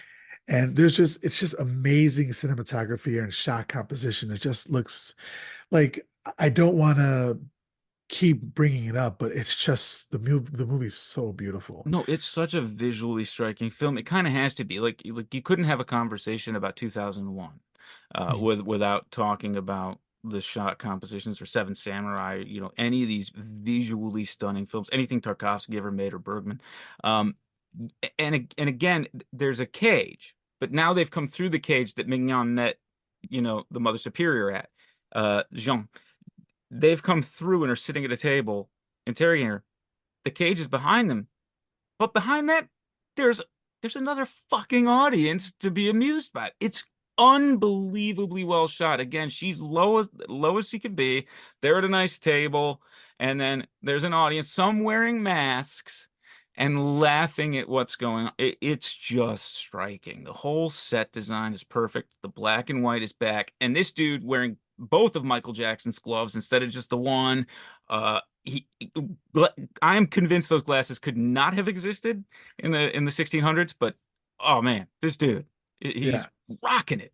yeah, and that's the what Russell was saying about it being anachronistic. He doesn't care about being 100% period accurate, which somebody like who did the Vivitch, that guy Oh, or Eggers. Eggers, yeah, he's like all about being 100% period accurate all the time, which both have their great points on, Hey, but artistic interpretation, man. yeah, It's you do what you do. yeah, but Russell, he was like, I want it to look cool. I'm not so much interested in period accuracy. So she then tells them of the lake vision. For her it was a vision, but for us maybe a dream. But she says that she he comes out of the lake and she dried his person, which I took to mean his penis, right? That's how I took it. Right. But we saw when she was actually having the dream or the vision that she dried his feet. 100% yes. So that's what I was saying. Is she lying now because she's angry, like you were saying? But it's interesting. It's such a parallel to your movie group when we see like their version of the story, and then we see what actually happened in that, and I think that's what we're seeing here. Yeah, you question the motivation. I wonder, based on her demeanor with her eyes downcast, if she's committed to this or she realizes what she said has committed her to this. And so she's trying to like get out of it. But she's kind of like, I've dug myself a hole here. It's real hard to tell. It's awesome. The little bit of ambiguity, it's fine. It's great. Yeah, yeah. I love it. So So then once she says that, all the men standing outside the room laugh. It's like, grow up, assholes. Like you were saying, like there's always an audience laughing and it's grating. it is so detestable. I can't imagine being the person being laughed at. Like, who the fuck are you? You're not on.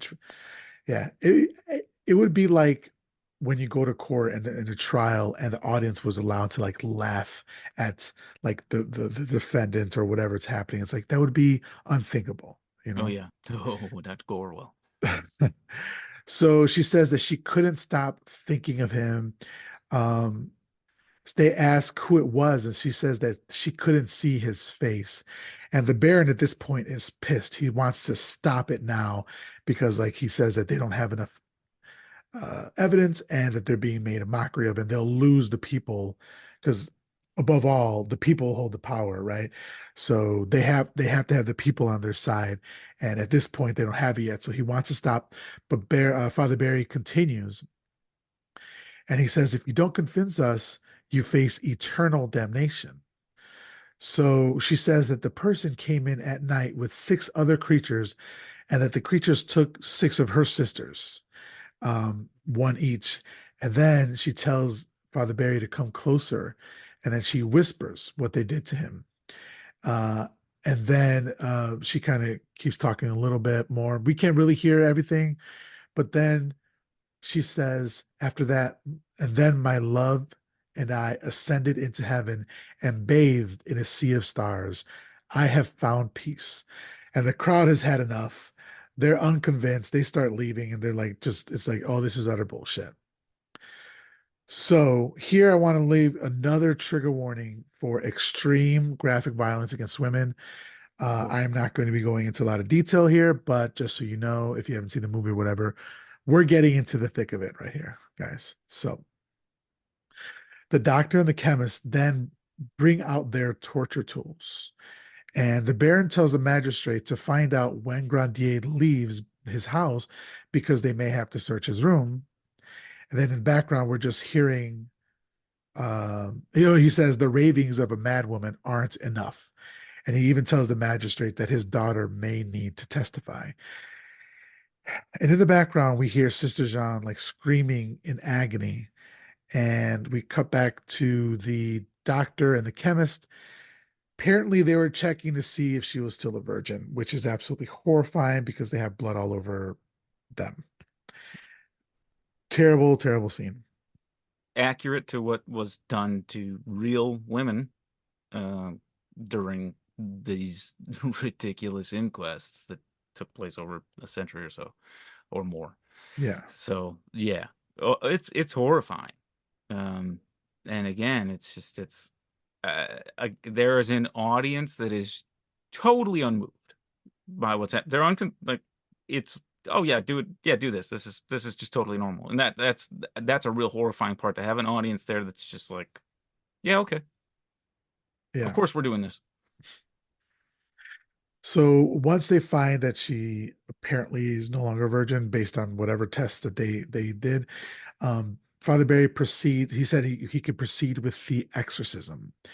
And poor Sister Jean just lays on the floor, bloodied and crying. And then Barry puts her in a chokehold, and they essay her in a very barbaric way. And from the crowd, someone says that these people, like the magistrate and all them, they are depraved. It is they who are guilty of sacrilege. And so we kind of get a little inkling of like people being against this, but it's not very many. It's just like two people, They'll be punished. and they will be punished for it, right? So after being viciously attacked, they ask her again. They ask Sister Jean again, who was it? And after being attacked and like going Tortured. through everything, tortured, yeah, she can barely mutter the word, but she finally says the word that they want her to say, Grandier. And immediately that's all the bearer needs. And he's like, she said Grandier. And that's it. They're off, right? Oh yeah, off and running. So back with Grandier and Madeline, she asks him not to return to Loudun, but to stay with him. And he thinks that while he's gone, it'll go away. Little does he fucking know that it has exploded way beyond anything that he could control. And he probably should have stayed away. Right. Yeah, it's they're in bed. And this is like, some important social commentary if you'll indulge me, but Yeah. when they're discussing, clearly they know that there's been an accusation made and they both think it's fairly ridiculous. And Madeline essentially asks Grenier why, and he says, "My beloved sister in Jesus seems to have set her mind on me. There's no reason. A piece of gossip, perhaps overheard, magnified, anything found in the desert of a frustrated life can bring hope. And with hope comes love, and with love comes hate. So I possess this woman. May God help her in her misery and unhappiness, and may God bless and cherish you while I'm away." And that's the last scene we see with the two of them together, incidentally. Yeah, that's right. But it's a pretty profound statement, like the gossip magnified, and Yeah. talking about possessing somebody's thoughts, which no one can help but do. It's not anything you do. Stalkers exist. Mhm. And I would say it's safe to say that a stalker is possessed in their mind by their target. I think it Right. applies across. I think it's well written, and it speaks to hysteria well, and it also is an important bit of dialogue because he doesn't blame her. Mhm. I think he doesn't blame the Reverend Mother here, and that's he has empathy for her. It's interesting. That whole paragraph of what you read is beautiful, and the writing is so beautiful. And it could be Ken Russell, it could be Aldous Huxley. I need to read that to figure out who it is, but it's just beautiful writing. But the kernel of what that paragraph you just said, with love comes hate, just it That's oh, so profound. right? Yeah, that's the one that stabbed me the first time through. And I'm like, Yeah, next time through, I'm writing that entire thing down. yeah. So later, the rest of the nuns have been taken to the forest, and like you were stating earlier, they're kind of dug into this circular kind of pen to be executed for aiding Sister Jean. They said that you've been sinning and that you've been blaspheming because you've been protecting her, or whatever. The soldiers' guns are raised right in their faces, and then right before they shoot, Father Barry stops them. He's off in the corner, like just praying, right? This is Clinging all, to that Bible. yeah. I mean, this is all a production, right? This is Oh yeah. another play, right? Hmm. And Father Barry stops them just at the last minute, and he says, "God has revealed to me that you are plagued with the same thing that Sister Jean was plagued with." And the Baron says that you can save yourselves. The Baron says the evil soul of Grandier has possessed you. Then they're like all thankful for still being alive, and they're scared, and they're huddling together, and they're crying. And he holds up the Bible and he says, "You will scream?" And they say yes. You know, they'll say yes. And they say, "You will blaspheme?" And again, they say yes. And then he says, "You will no longer be responsible for your actions." And they all agree, thankful to be alive.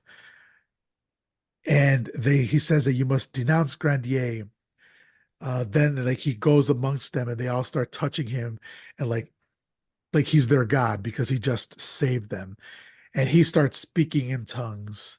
And this scene is just such a powerful scene, and so like the only reason they're agreeing to what's happening here is because they were about to be killed, right? Yeah. Oh yeah. And so he is manipulating them. And like you said, they are nothing but tools to be manipulated to get to his end, right? Yeah, and I think that also includes like Grenier using his position to occasionally have sex. I guarantee you, Barry and the Baron are doing the exact same thing. Mhm. There's no question in my mind. The scene later proves that you know that uh, the orgy is a twofold excuse. It's one, it's to kill a political barrier, and the other is so that they can engage in it and with the blessing of the church because they're doing God's work. It's hypocrisy on the grandest level, and it's torture and manipulation and possibly an allegory for religion. And it's really yeah, it's a powerful scene. And again, it's these people with no power being controlled, being treated like treating people just like pawns in chess, as Ozzy would say, from the incredible song War Pigs. So Yeah, yeah, same year I think War Pigs came out as this film. Maybe I'm wrong on that, but it's close. But anyway, the thought was there. yeah. Well, so what I find when talk about your allegory comment, um, it's basically I can speak only to Catholics. We're told that we are born from original sin. We are born with sin, and that in order to not go to hell, we must, give our life over to the church and Christ and all that. That's exactly what's happening here. He is saving them. He's granting them salvation, but by telling them that they've sinned. He created that, right? They didn't do anything wrong. But I found it that I found a quote by Russell where he said, at the time that he made the film, he said, "I was a devout Catholic and very secure in my faith. I knew I wasn't making a pornographic film. Although I am not a political creature, I always viewed The Devils as my one political film. To me, it was about brainwashing, about the state taking over." And I just think that's exactly what we have seeing here is the brainwashing of the masses, right? Oh, absolutely. I think the term mass hysteria never, in any such incidents, I don't think it ever appears organically. I think there is a cause, and I think that cause is typically somebody with power. I think one could argue that any cult that exists is a contained area of mass hysteria because you watch these cult documentaries and you learn about it like how could somebody have bought this, and the people who are in it are like, I don't know how I bought into this. You have people in power, a little bit of control, people, a horrible, horrible, horrible talent that a lot of people have that eludes all of us really is the the power of spotting those that can be taken advantage of like that Mm. and knowing their weaknesses. And this film and the behaviors, it's a great example of that. That is not me saying Catholicism is a cult. I'm talking I'll about say it for you cult. Oh, thank you. as a former. Um, but All religions are cults anyway. So they at least start that way. I yeah. mean, I'm cool with the Greek gods. Oh yeah, that's true. Yeah, Apollo and Zeus seem pretty legit. But that's yeah, where we went. We as a society, as a humanity, went wrong is when we turned away from the Greek gods. I agree completely, man. A bunch of gods that all fight amongst themselves and have sides and basically behave like a dysfunctional family and Yeah. a functional government. Not a bad idea. Next, we are in the church. It's painted black on the inside, as we stated earlier, and the nuns are going buck wild. This isn't the orgy scene. This isn't the rape of Christ scene yet. We're going to get to that in a second, but this is the orgy scene. They're casting off their robes and they're running around nakedly shouting. Again, they're only doing this based on the orders that they were given by the Baron and Father Barry, right? Um, Mhm. their Sister Jean is there, and they're forcing some liquid in her mouth. Very And unclear what, but yeah. yeah, very clear what, and they read it later. But and then now we're back with Madeline, and she reads a letter from Grandier saying that he's hopeful for Loudun as the king favors them at the moment. And I wasn't quite sure, like, so he left her. Did he go see the king at this point, or Yeah, was he this went to him going to yeah, he back to went to Loudun? have an audience with the king. But they don't Um, show it, right? No, no, no. They don't Yeah, show that. He writes it in a letter, and this is where we get our second crosscut, which is between what starts with the orgy and where it's his return. She's here reading the tale of what happened, and he starts to take communion. yeah, So he's not in a church, to be clear, and he is a faithful man, and he is taking communion alone with nature while they are literally defiling his church. And you mentioned earlier about how it feels, and I did the same thing. I had a heavy beard and long hair in college, and I same day buzz cut it and cut it off, and I didn't feel like myself. When these nuns disrobe, we see that many, or if not all of them, are bald, which yeah, is as you said, it's a symbol of like taking something away from someone. So that's been taken away from them too. um Really incredible imagery, but yeah, they're running wild in this church, and it's yeah, just it's such a dichotomy where the people in the church are defiling it, and the one that they're using the church to try and destroy it is out actually communing with God. It's gloriously crosscut. I love it. yeah.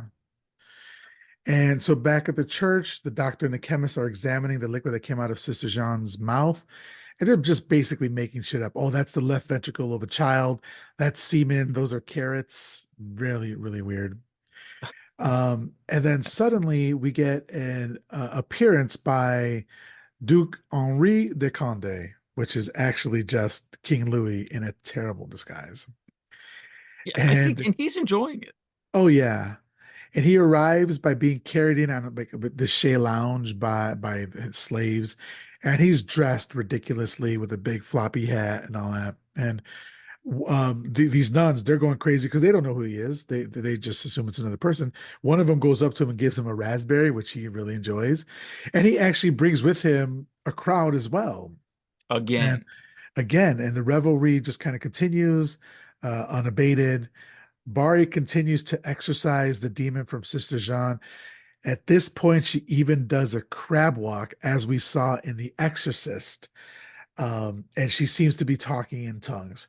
I was like, holy shit, they did that before The Exorcist, They right? did. They did.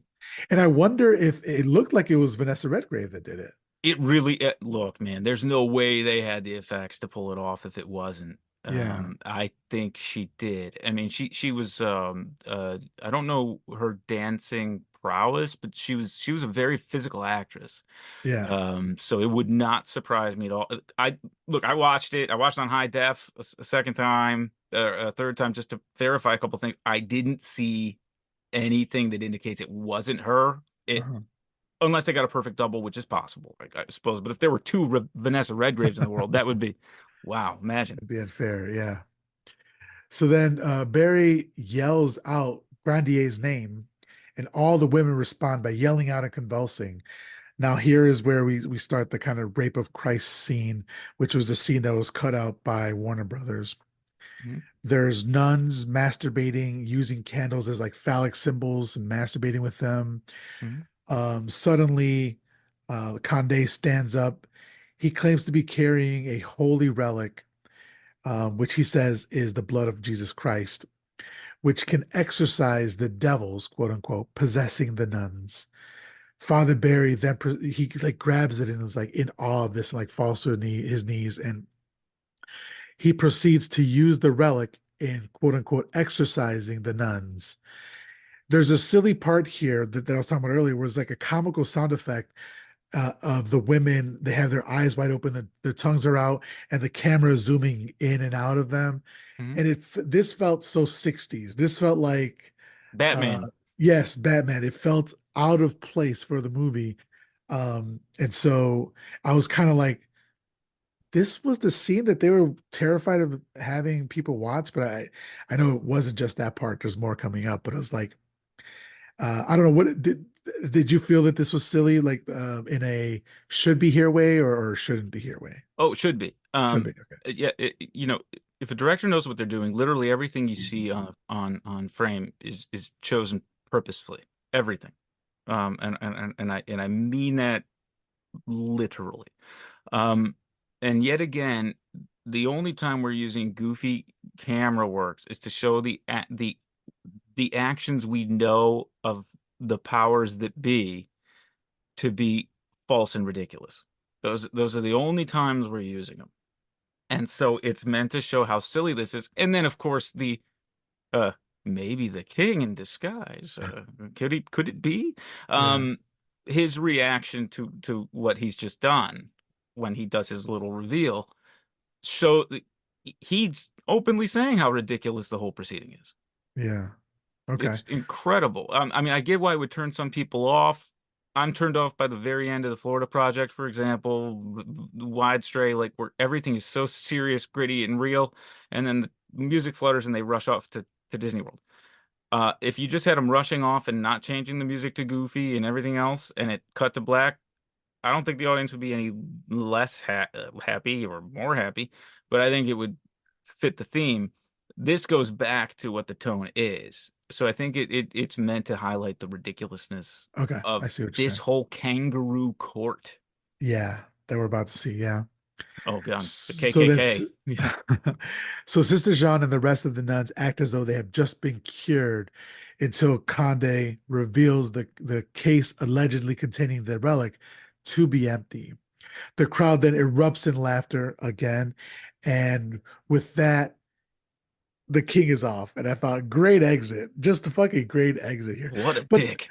but I don't understand him. Like he knows it's bullshit, but he allows it to happen because he wants to be in the church's favor so much and Cardinal Richelieu's favor so much, but like you have the power to stop this, but you're letting it happen. And it was Mhm. just I just didn't understand where he was coming from. And that's not a fault of the movie, that's the fault of or that's just the character, the That's the king, how guy. yeah, Yeah. ineffectual he is to human suffering, you know. Yeah. Yeah. They don't care. That's Yeah. ultimately what it comes up. As long as it amuses them, Mhm. they're happy. And Yeah. suffering is amusing Yeah. to them, which they've proven, a couple of times up to this point. So the nuns go even harder now. They're ramped up to 11. They attack Barry with a cross, and even they grab the huge crucifix off of the wall. So this right now is the rape of Christ scene. This is not included in the other cuts of the film. They grab the huge crucifix off the wall and use it. They put it on the floor and they use it to masturbate with, right? Mhm, Dozens of women are kissing it, the kissing Christ, filling up the crucifix, rubbing on it, um, sitting on his face, just like literally using it as a sexual tool. mhm. And one woman, one nun is just like standing to the side, burning pages of the Bible, and I love her vibe. Yeah. I love that part. I She think it was might cool. be, She was enjoying it, man. yeah, She was yeah, like the guy launching fireworks in Alfred Molina's house at the end of Boogie Nights. She just had her thing going. It was great. yeah. Well, she has the opportunity now with no consequences to take the tool that has been used to repress her and burn it, right? So that's what she's doing, Absolutely. right? 100%. So, at one point, Father Mignon retreats up the ladder, and the way he's going up the ladder so quickly looks so weird. It reminds me like of a vampire crawling up a wall or something. It looks great, and he climbs up the ladder, and he's looking down on the scene, and he starts masturbating Yes. to all that, right? Because he sees, and we see his POV, which is a bunch of naked women. And Right, then and this we is where cut they're back. zooming in and Yep. out. And Yeah, it's yeah, clear what he's doing, yeah. unmistakably. Yeah. So during the chaos, Grandier and Madeline return. He yells out, "You have turned the house of the Lord into a circus and its people into clowns." Then they basically tell him, they advise him of his blasphemy for marry or basically marrying Madeline. But she said, "Oh no, I'm sorry," but for basically having sex with Madeline. But Madeline says, "No, we were actually married." Mhm. Sister Jean hears this part and starts yelling out loud that she has prostituted herself for him. He promised to make her a princess in the devil's court, and that he has taken me to a witch's Sabbath, all of which sound really fun.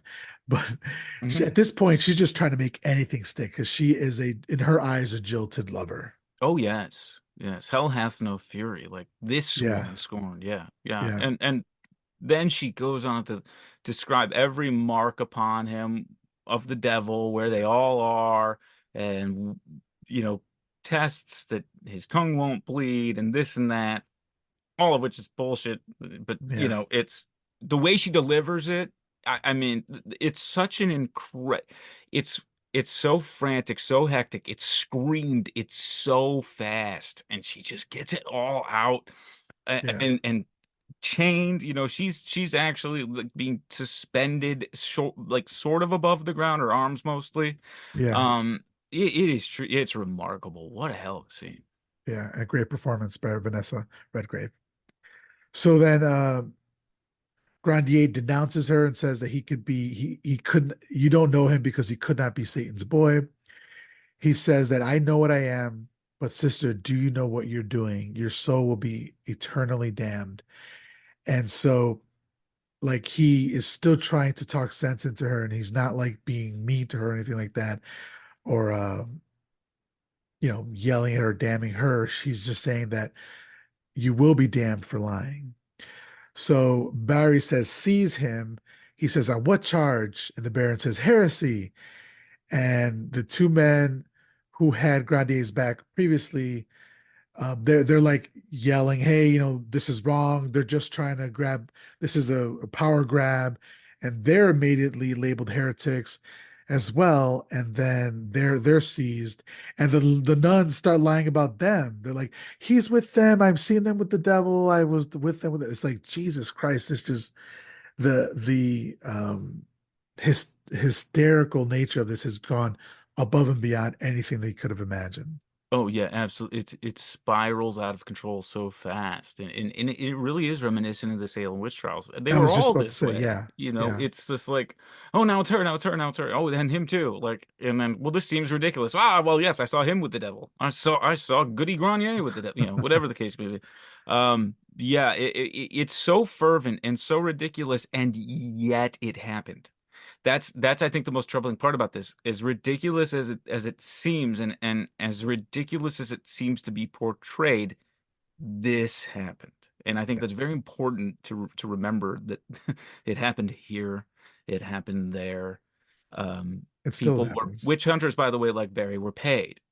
They went from town to town, and they would, often say, "I'll rid you of your witches," and then accuse someone, even though nobody make the accusation, so they could collect a fee from the town. Yeah, uh Evil incarnate.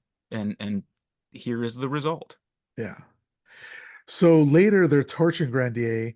They have his tongue out in this device, this like medieval torture device, and they're poking it because she said that if you poke him, he will not bleed. And so they're poking him at his tongue, and he's bleeding, tons of blood, profusely. profusely bleeding. They're bleeding, and they're pricking him. And but the doctor turns with a smile and says, "No blood." And then the true mark of the devil. And then they write this down. So, like you were saying, they had accounts of what was happening at the time, but those accounts probably were, um, Yeah, uh, no, those ones are just made up like that. But yeah, and they exist. But the other ones that exist are the ones that the law did. It's a very complicated mess, but the ones exist that are like, this is all nonsense. But yeah, listen, they just wanted to kill him quick, and they did. Now all the documents there to the contrary, yeah, they exist, but it doesn't matter because they got what they wanted. exactly. So inside the convent, the women are laughing and singing, they're dancing and playing music, they're kissing. It's a grand old time. Great time. Just look like they're having fun. And Sister Jeanne is outside in the rain, and she kind of looks up at this tree. Later, the Baron is in the convent. He's coercing a nun into signing a false confession or a statement about Grandier, saying that Grandier assaulted her.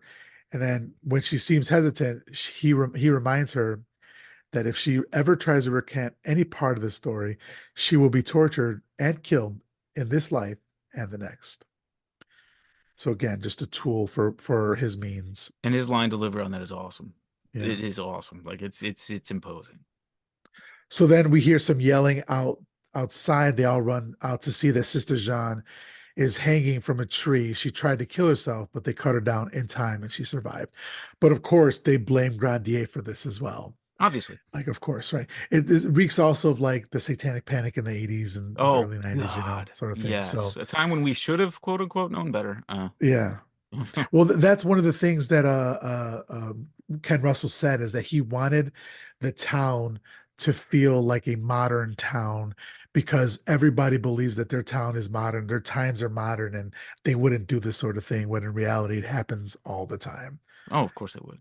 Yeah. So with Grandier now, he's crying and he's praying to God as he looks at one of the torture devices that they're going to use on him. With Sister Jeanne, she confesses about lying about Grandier to Mignon. Yep.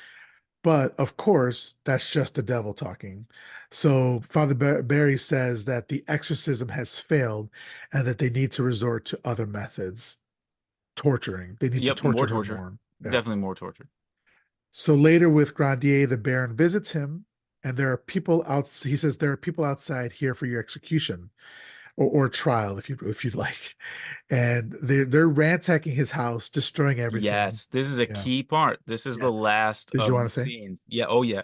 So we're literally seeing the man who loves art, and I think it's a stand-in for Russell for this scene alone, as the powers that be throw books out windows, they destroy the books, and they are literally beating the art to pieces with clubs and hammers. Um, and the statues are crumbling around him in his room. And I have no doubt in my mind that this is Russell saying, this is what censors do to art. This is what the powers do to art if it offends them. I'm not That's saying a he good predicted point. Yeah. exactly what was going to happen, but I think he knew there was going to be backlash, and I think he was addressing it in the film. And he would. He's a genius director. I know you've seen Group. One of the first lines said by Tommy, without giving anything away, Tommy said, sadly, not all of our problems have the resolutions we hope for. He says at the beginning. You've seen the ending. um, Okay. but I like it. Yeah. it's it's such a poignant scene, and he's just lying on the ground watching it. And Yeah. what I like about it is it seems to occur between two scenes of him being tortured, but no, this is him. This is also him being tortured by Yeah. seeing everything that he loves and the beauty of the world destroyed. Mm. So it's a remarkable scene. It's gloriously shot. He's on the floor, and the higher ups are just tearing everything down around him. Yeah. And it's a metaphor for, of course, what happens. It's also a little foreshadowing for what happens to the city as a whole. Yeah. So next we get this sham of a trial. The visuals here are impeccable. All the judges are in like this KKK like hooded regalia, and it's a reminder for everybody that the KKK actually got their costumes from the places that they know, specifically the church. So Yep, it's true. so this KKK came after this. So the Baron says that while searching Grandier's house, they found a document against Cardinal Richelieu. And they also found notebooks and letters of the personal kind. They're mocking him. And so at this point, Grandier starts to like speak up for himself a bit. Like they allow him to be his own lawyer, which no lawyer has ever recommended you do, but he wasn't given a chance. Oh, Um, and he says that his wedding wasn't a sham.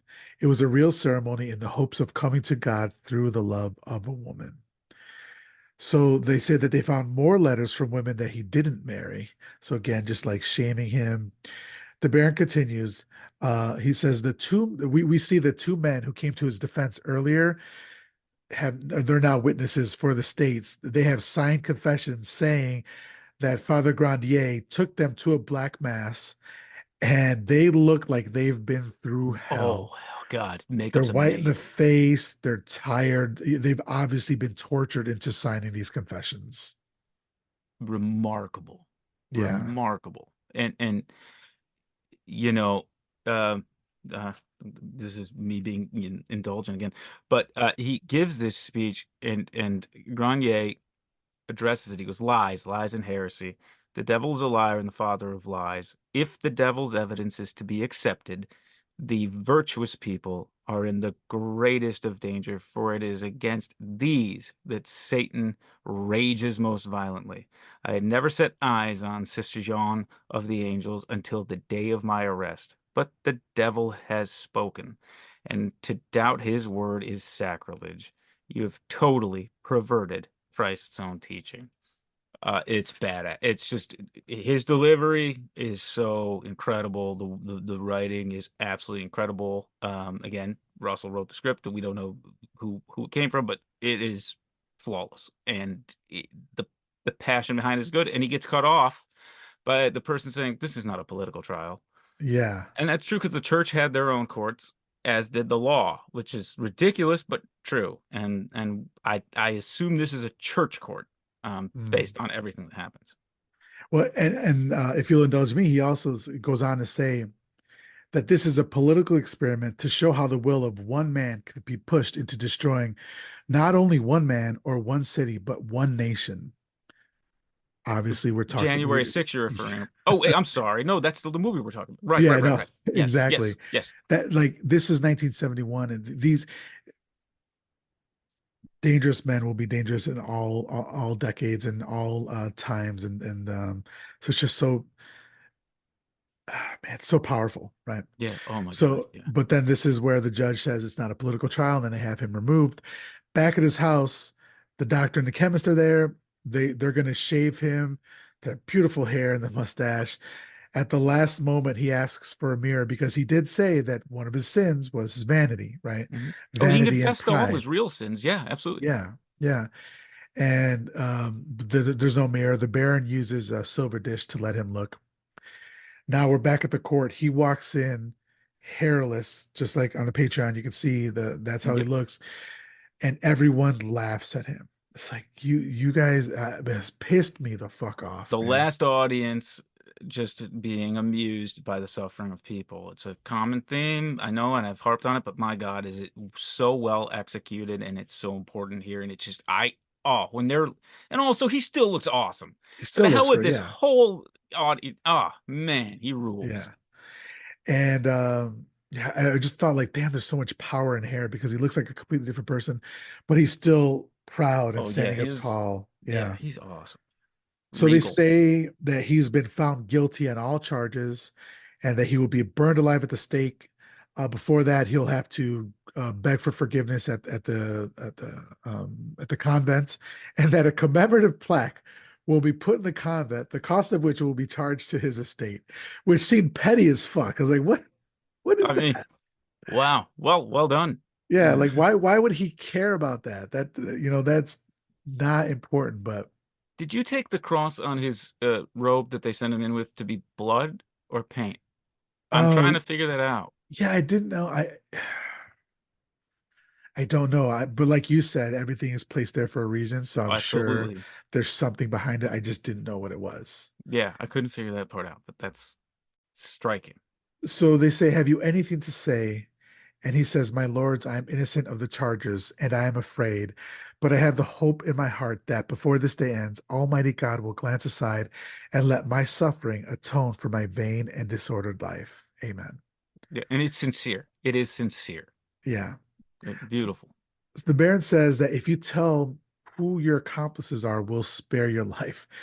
And uh, uh, Grandier is like, I cannot give you basically accomplices who do not exist, right? Mhm. He went the opposite way of the people who were accused in the Salem witch trials, who just started pointing fingers at Oh everybody. yeah, no, he's just taking it. Yeah, and the crowd kind of goes crazy on his side, and Barry hates this, right? He's like, we need to wrap this up immediately. So they end the trial. Later, they're back at Grandier's house, and they have him in this torture device. Again, they're giving him the chance to quote unquote confess. He confesses to being a man and loving women and enjoying power. Barry says that's not what we want and smashes his knees with the mallet.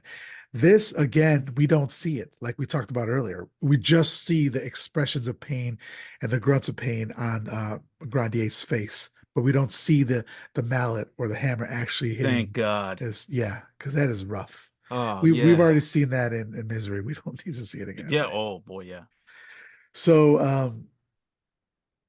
Grandier cries out in pain, and he says, "Do you believe a man should confess to a crime he didn't do just to ease his pain?"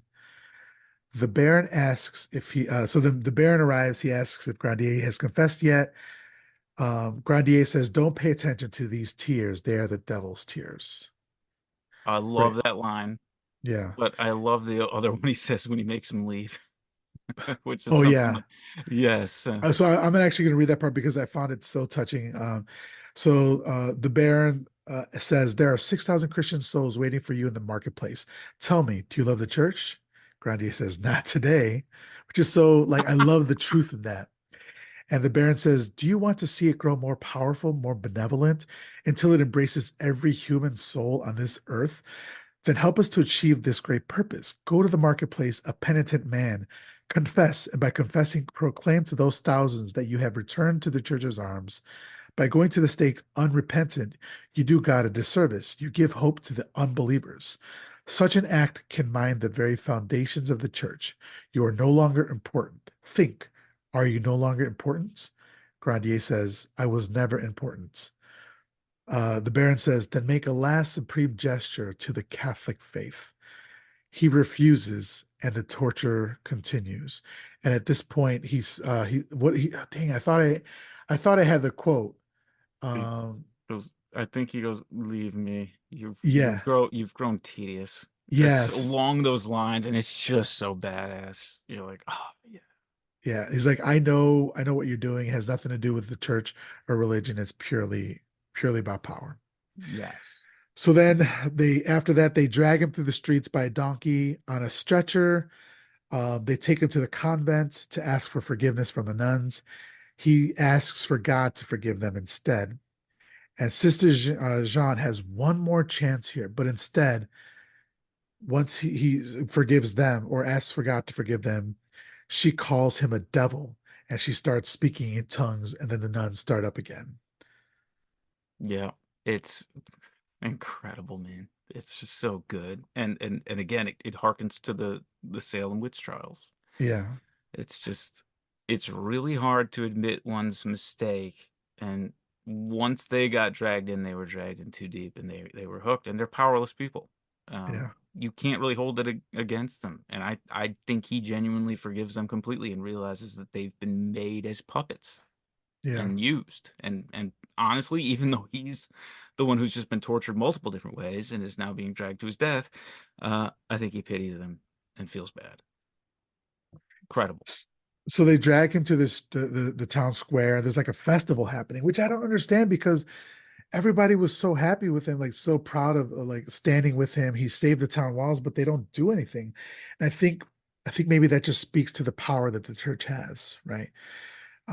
It's And the power of church rumor equals and state. accusation, Yeah, and what gets propagated as opposed to what actually happens. And now he's been made a show, and they've manufactured witnesses, and look at all these things he's done. And yet again, this is a show, and people are watching torture and suffering as a show and being thoroughly yeah, entertained by it.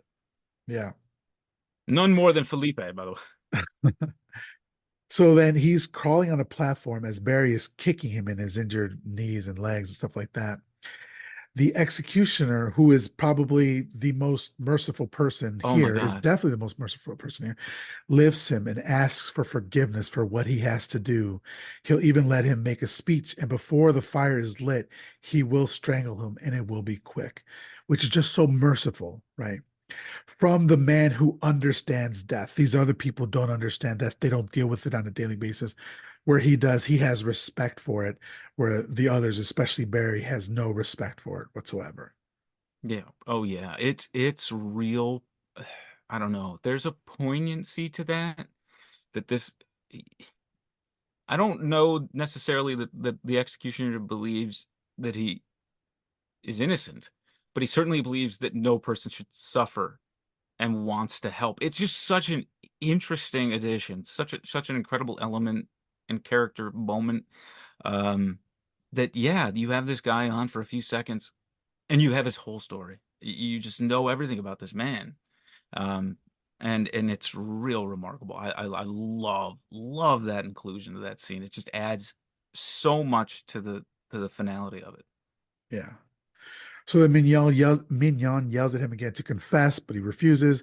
Bear tries to do it as well, but again, he refuses. And then at one point he says, "Sorry for defending your city so badly," which is a little bit of like he's uh, feeling it a bit of a who can blame him, right? Hmm. But Barry sticks the cross in his face, but spits at the same time. And because he reacts to the spit, he says, see how he flinches to the power of the cross? So manipulative, so evil. He's so fucking evil. Such I a hate that. great villain. Yeah, I love that. I love the villain. I hate the man. But damn, Yeah. he's great. He's so intriguing, charismatic. It's incredible. So Grandier asks for the kiss of death, but Barry refuses, and then I'm sorry, the crowd starts chanting for it. And I didn't know that the kiss of death was an actual thing. But so they start working up, and Father Barry starts saying a prayer. He's kind of scared of what's happening, and then out of a corner of his mouth, he's telling Mignon to do it, to kiss him. So Mignon goes up to him and kisses him, and what he does, he kisses the Bible, and then he kisses Grandier on the side of the cheek. So apparently, that's the kiss of death, which I was never aware of. Neither was I. I always thought it was something different from Godfather 2, but neither here nor there. Yeah. So then Barry again tries to get him to confess, but he doesn't. And then Barry angrily starts the fire before the executioner can strangle Grandier. And the executioner is like, no, And he but the still fire tries. erupts. He still tries. He He's looks for the burning noose. himself, and he's like looking for a noose, and he's like reaching, and then he can't, and he Yeah. essentially apologizes to Grenier. It's a really beautiful, it's a heartbreaking moment. I just I applaud it. I applaud it. It's fantastic decision making there. He Unbelievable. apologizes to Grandier and he's like saying, the flames, the flames. And at this point from the documentary Hell on Earth, I wanted to say that when they were scoring it, the composer, by the way, the score is great. Oh yeah. Um, the composer was talking about the experience then, and they were working with the musicians. And when they were scoring the scene, all the musicians were crying during this because of just how powerful this scene is. So Grandier goes up in flames. From the balcony, we see the magistrate and Philippe, and they're laughing as Grandier is burned. The magistrate grabs a child, infant child, and says, "Look at how your mother's honor was avenged." And then the doctor says, "Lucky little bastard. It's not every day babies can see their daddy burned to death." What a hell of a line. That's a oh God, Yeah. it's And brutal. and so we don't know if the baby was actually his, but they she was It's pregnant or implied, but we never yeah, see her showing in the yeah. time frame. I I know in real life it was manipulation. It feels like manipulation here. Um, because she, again, still in the white makeup, she just feels like Harley Quinn, Chaos Agent, and Yeah. it's so disturbing. But and also the realism of that fire. What a hell of a shot, hell of an effect. Practical for the win every time, of course. Mhm. Yeah. Um, it it's a visual achievement. It is a cinematic achievement, that burning at the stake scene. It's got some of the best transitioning and makeup I've ever seen. To me, it's flawless. They obviously used overlays and double exposure, which is a profoundly great technique, an old school technique, and it is so seamless and beautiful, and it allows the scene to be heartbreaking, but none of it, is just superfluous. It's not random or useless. It serves its purpose. There is absolutely no gratuitous use of violence in the last scene, which is Mhm. incredible considering all the pain that happens. Yeah. And the crowd is chanting, "Burn, burn." We see the flames overtaking Grandier. Well, there's people in skull costumes dancing in the flames. He yells out, "Don't look at me, look at your city. If your city is destroyed, your freedom is destroyed also." And at this point, his skin has been blackened by the fire. And he says, "If you would remain free men, fight. Fight them or become their slaves." At that exact point, as he dies, the Baron gives the orders to blow up the city walls. They have been tricked, and this all of this was exactly for this point. Was for because the Baron wanted the walls to come down. It is. I know we've talked about this film a long time, and I've apologized for that profusely several times, That's on me but too. it is so hard to come up with a climax that could match the splendor, tone, acting, everything else of a film, and they did it. The Shining is one of my favorite films of all time. I love the ending. There is no argument in my mind that this ending to the Devils is so much more incredible than Jack frozen in the snow. As much as I love that scene, this is such a profound ending. And I think King would agree, since the Overlook blows up in the novel and Mm, in the film it does not. Um, so we're talking about a film that should have ended with destruction and ends amazingly, and the maze is incredible, and all of the symbolism that comes with that. Um, Jack frozen in the snow. This tops that ending. I'm not saying it's a better film. Um, I, I, I don't know, but to lead to have all of that and lead to a conclusion so perfectly acted, shot, designed, it is sublime. It's perfect. It is a perfect ending, and mm. it's powerful. It matters. It's extremely powerful. That this one man stood in the way of what they wanted, and they took him down by any means necessary, brutally so. Sometime later, the Baron visits Sister Jean, and he sees her doing to herself what they did to her early in the film, which is absolutely just heartbreaking, right? But she, at this point, mentally speaking, I don't think she's all there. And so she says that she's purging her own devils.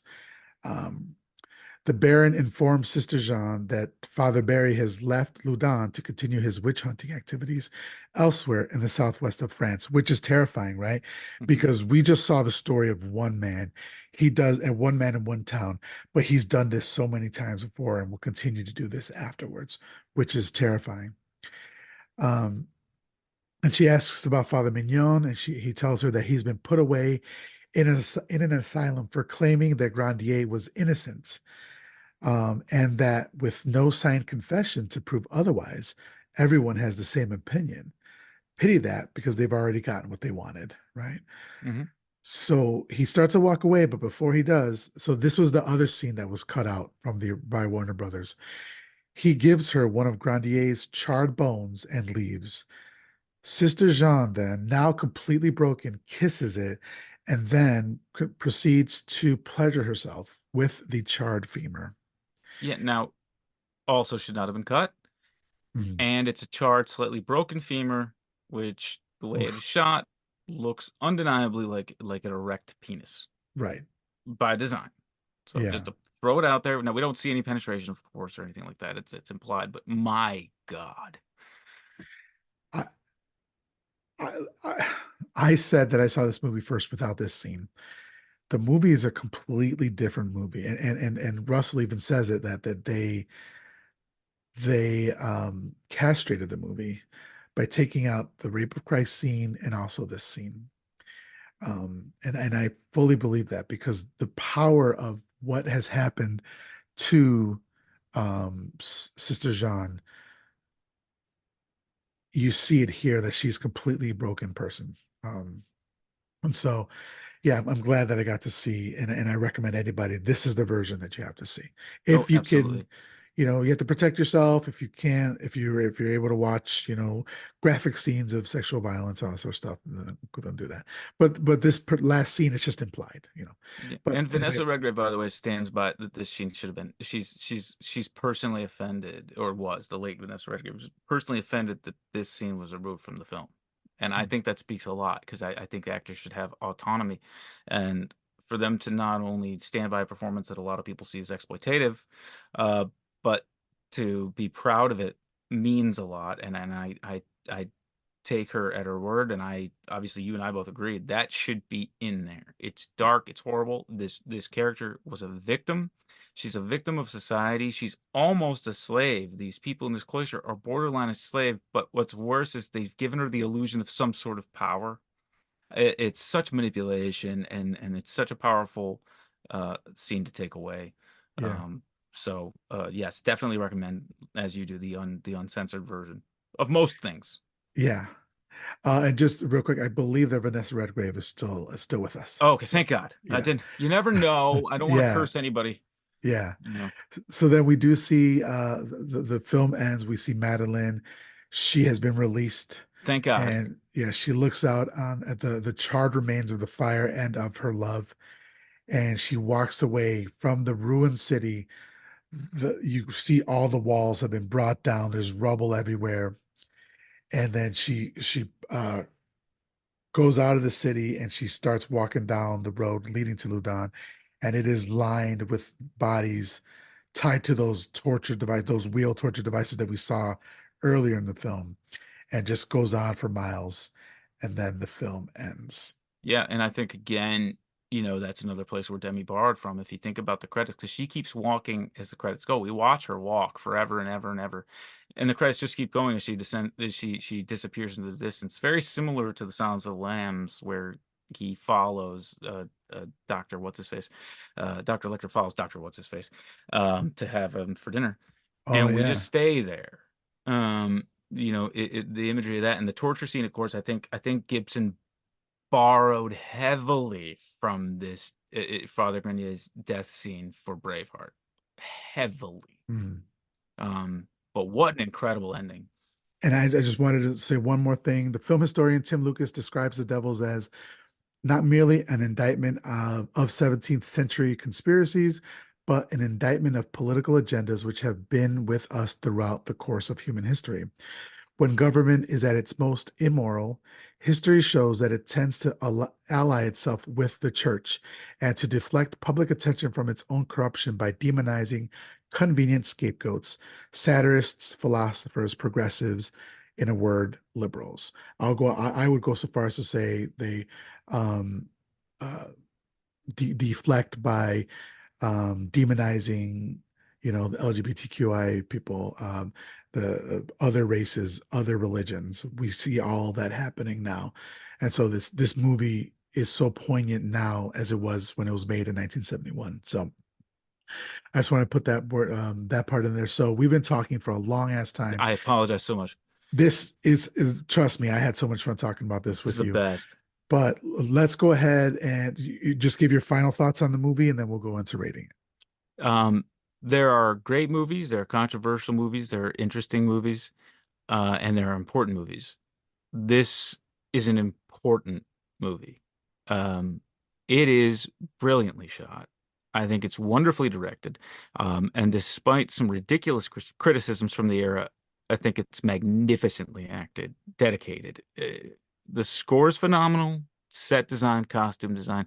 This movie literally achieves on every single level that a movie can achieve on, including stunts and explosions. They had to explode that set twice, by the way, because Ken Russell screwed up the first time. Um, they overcame that. It was shot in the same studio as The Shining, Pinewood Studios. So, those exterior shots you see are interior. That's how amazing that set is and how amazing the set design and the work was that was done. Um, I just highly recommend it to everyone. You can hate a piece of art or not resonate with it while still respecting its importance. And this is one of those, although I think horror fans and thoughtful cinema viewers will appreciate it. So highly recommend. Yeah, and I agree with everything you say. We talked a little bit before we started, and I don't particularly believe this is a horror movie. I mean, I don't think like there's nothing exploitive about it. I mean, I think that it's found its home in horror with the horror genre and like with people who watch it. But like, I think this is just a historical reenactment of stuff that really legitimately happened, and a lot of it was horrific. But it's not like supernatural anyway, and it could be at the very fringe of horror, which is fine. I'm not here to gatekeep horror. I just think the reason I mention is because I don't think that only horror fans should watch this. I think this is, like you're saying, so important that everybody should watch this movie because it has so much to tell us uh, that the shit that we're seeing nowadays, January 6th, and all that sort of shit, the demonization of others, that's been happening forever and it will continue to happen forever. We're doomed to repeat it, if we don't confront it, right? And I think that's why it's just such an important film. Um, and I love it as well. So we can go into rating. So what we do is we rate movies out of five upside down crosses. So for you, Bill, what would you rate The Devils from 1971? Oh, it's five. It's five upside down crosses. Yeah. It's essential. It's perfect on pretty much any level. And there are certain movies you can watch and not like and recognize the perfection. This is one I happen to love and recognize its perfection. And I'm so grateful I got to watch it and talk about it with you. Yeah, I'm grateful to you as well for choosing this one. This one's a hard one to talk about. We have to be, cognizant of, it's touchy material. So thank you for that. I love this movie so much. I'm also just going to give it five upside down crosses. It's a perfect film for me, one that should be watched by everybody. And it's just an achievement, just a landmark achievement in cinema. I mean, I'm not even being like, uh, I'm, it's just perfect. It's a perfect film. So, with that being said, I do typically ask what a movie in a similar vein to this would recommend as like a double bill for people. So, what's a movie that you would recommend? I think the most obvious one for me would be Benedetta. I think it's from 2017, directed by Paul Verhoeven, who is uh, a genius. RoboCop is satire, and Starship Troopers is satire. Showgirls is So, actually criminally underrated. I just Um, saw that for the first time like a year it's ago and love it. excellent. Yeah. It really is, and Total Recall, of course. But his last two films were Elle and Benedetta, which is and also based on true events story from I think the 18th century, but it might be the 17th century actually. And it's about a nun who may or may not have faked stigmata, and definitely had a long-term lesbian relationship with one of her sisters. And there's a lot of political intrigue there, and there are a lot of similar themes explored there that are explored here. Although Verhoeven does it a much different way. It's clear that he was inspired by this. I can't think of a better double bill than those two, Mhm. just both historically accurate, both auteur, brilliant directors, and both touching on the nunsploitation genre. So there's that. You could also watch Mother if you want, and I always recommend that movie. But that's a Nice. whole different level that goes more towards Miguel's personal experience with religion and views on it, and my own as a whole. I haven't watched it. I need to watch it. I recommend it highly. It's like that's one of those movies where different people will say it's worth it, other people say it's not worth it. I need to just watch it for myself. But okay, that's yeah, I agree with your recommendation. Benedetta is really great. I had talked about it on another podcast, and I think it was one of the first tales of like the nun's life, like in a sexual way. And I think it comes from the Decameron, if I'm remembering correctly. But Yes, anyway, that's a great movie. My recommendation would be Witchfinder General, brilliant. played by Vincent Price. I feel like what Father Barry does here, we see a lot of that in Vincent Price's character of the Witchfinder General. Yes, it was a So lovely role to play, Miguel, and it's wonderful to be on your show. holy shit, I didn't know you were we had Vincent Price on. That's I know, I love it. You're I get carried talented. away. It's like You're David Lynch, like, talented. "Eh, Naomi, just pretend that this is your good friend here. I love David Lynch and yeah, Listen, I think we're both a little bit loopy, but that was great. true. Thank you. Yeah, that was great. All right. So, okay. So I would recommend that one. As far as reading is concerned, The Crucible, Arthur Miller, amazing recounting of the Salem witch trials. Also, Shirley Jackson wrote a retelling of the Salem witch trials, which I read last year, which is absolutely amazing. I would recommend that as well. So that's our recommendations. Um, if you could, Bill, if you could please let everybody know once again how they could follow you and support you. Oh, sure. At Original Cinematic, all one word on Instagram is probably the best way since I'm terrible at social media, as I'm told every day. And at Original Cinematic on TikTok as well. Website's ogcinpro.com. And there may, look, I don't use X anymore. It's a personal opinion. And Musk, the whole thing, I'm out. I don't want to be part of a right-wing propagandized hate speech thing. So that's my own personal thing. So I think we still have an account there. We just don't use it. And also it's called X, and that seems stupid. And when I hear X, I'd rather think of Malcolm X than that Elon Musk. So, or the film by Ty West. Either way. Yeah. All right, and we'll link all the your socials on there as well. But Bill, I cannot thank you enough. This has been an absolute treat. I know we went really long, and I apologize. That's on me. But No, that's on me too. uh, I'm passionate. I will talk yeah, forever. I love it. You're a great editor. yeah. It'll be fine. So thank you so much for joining us, the listener. I really, really hope you appreciate it. We were very lucky to have Bill on to talk about this movie. It's an important movie, and I hope you guys agree. So Yeah, have me thank back to you. talk about some garbage. That'll be quicker. Yes, yeah, yeah, yeah. So thank you everybody for listening, and we will talk to you next week.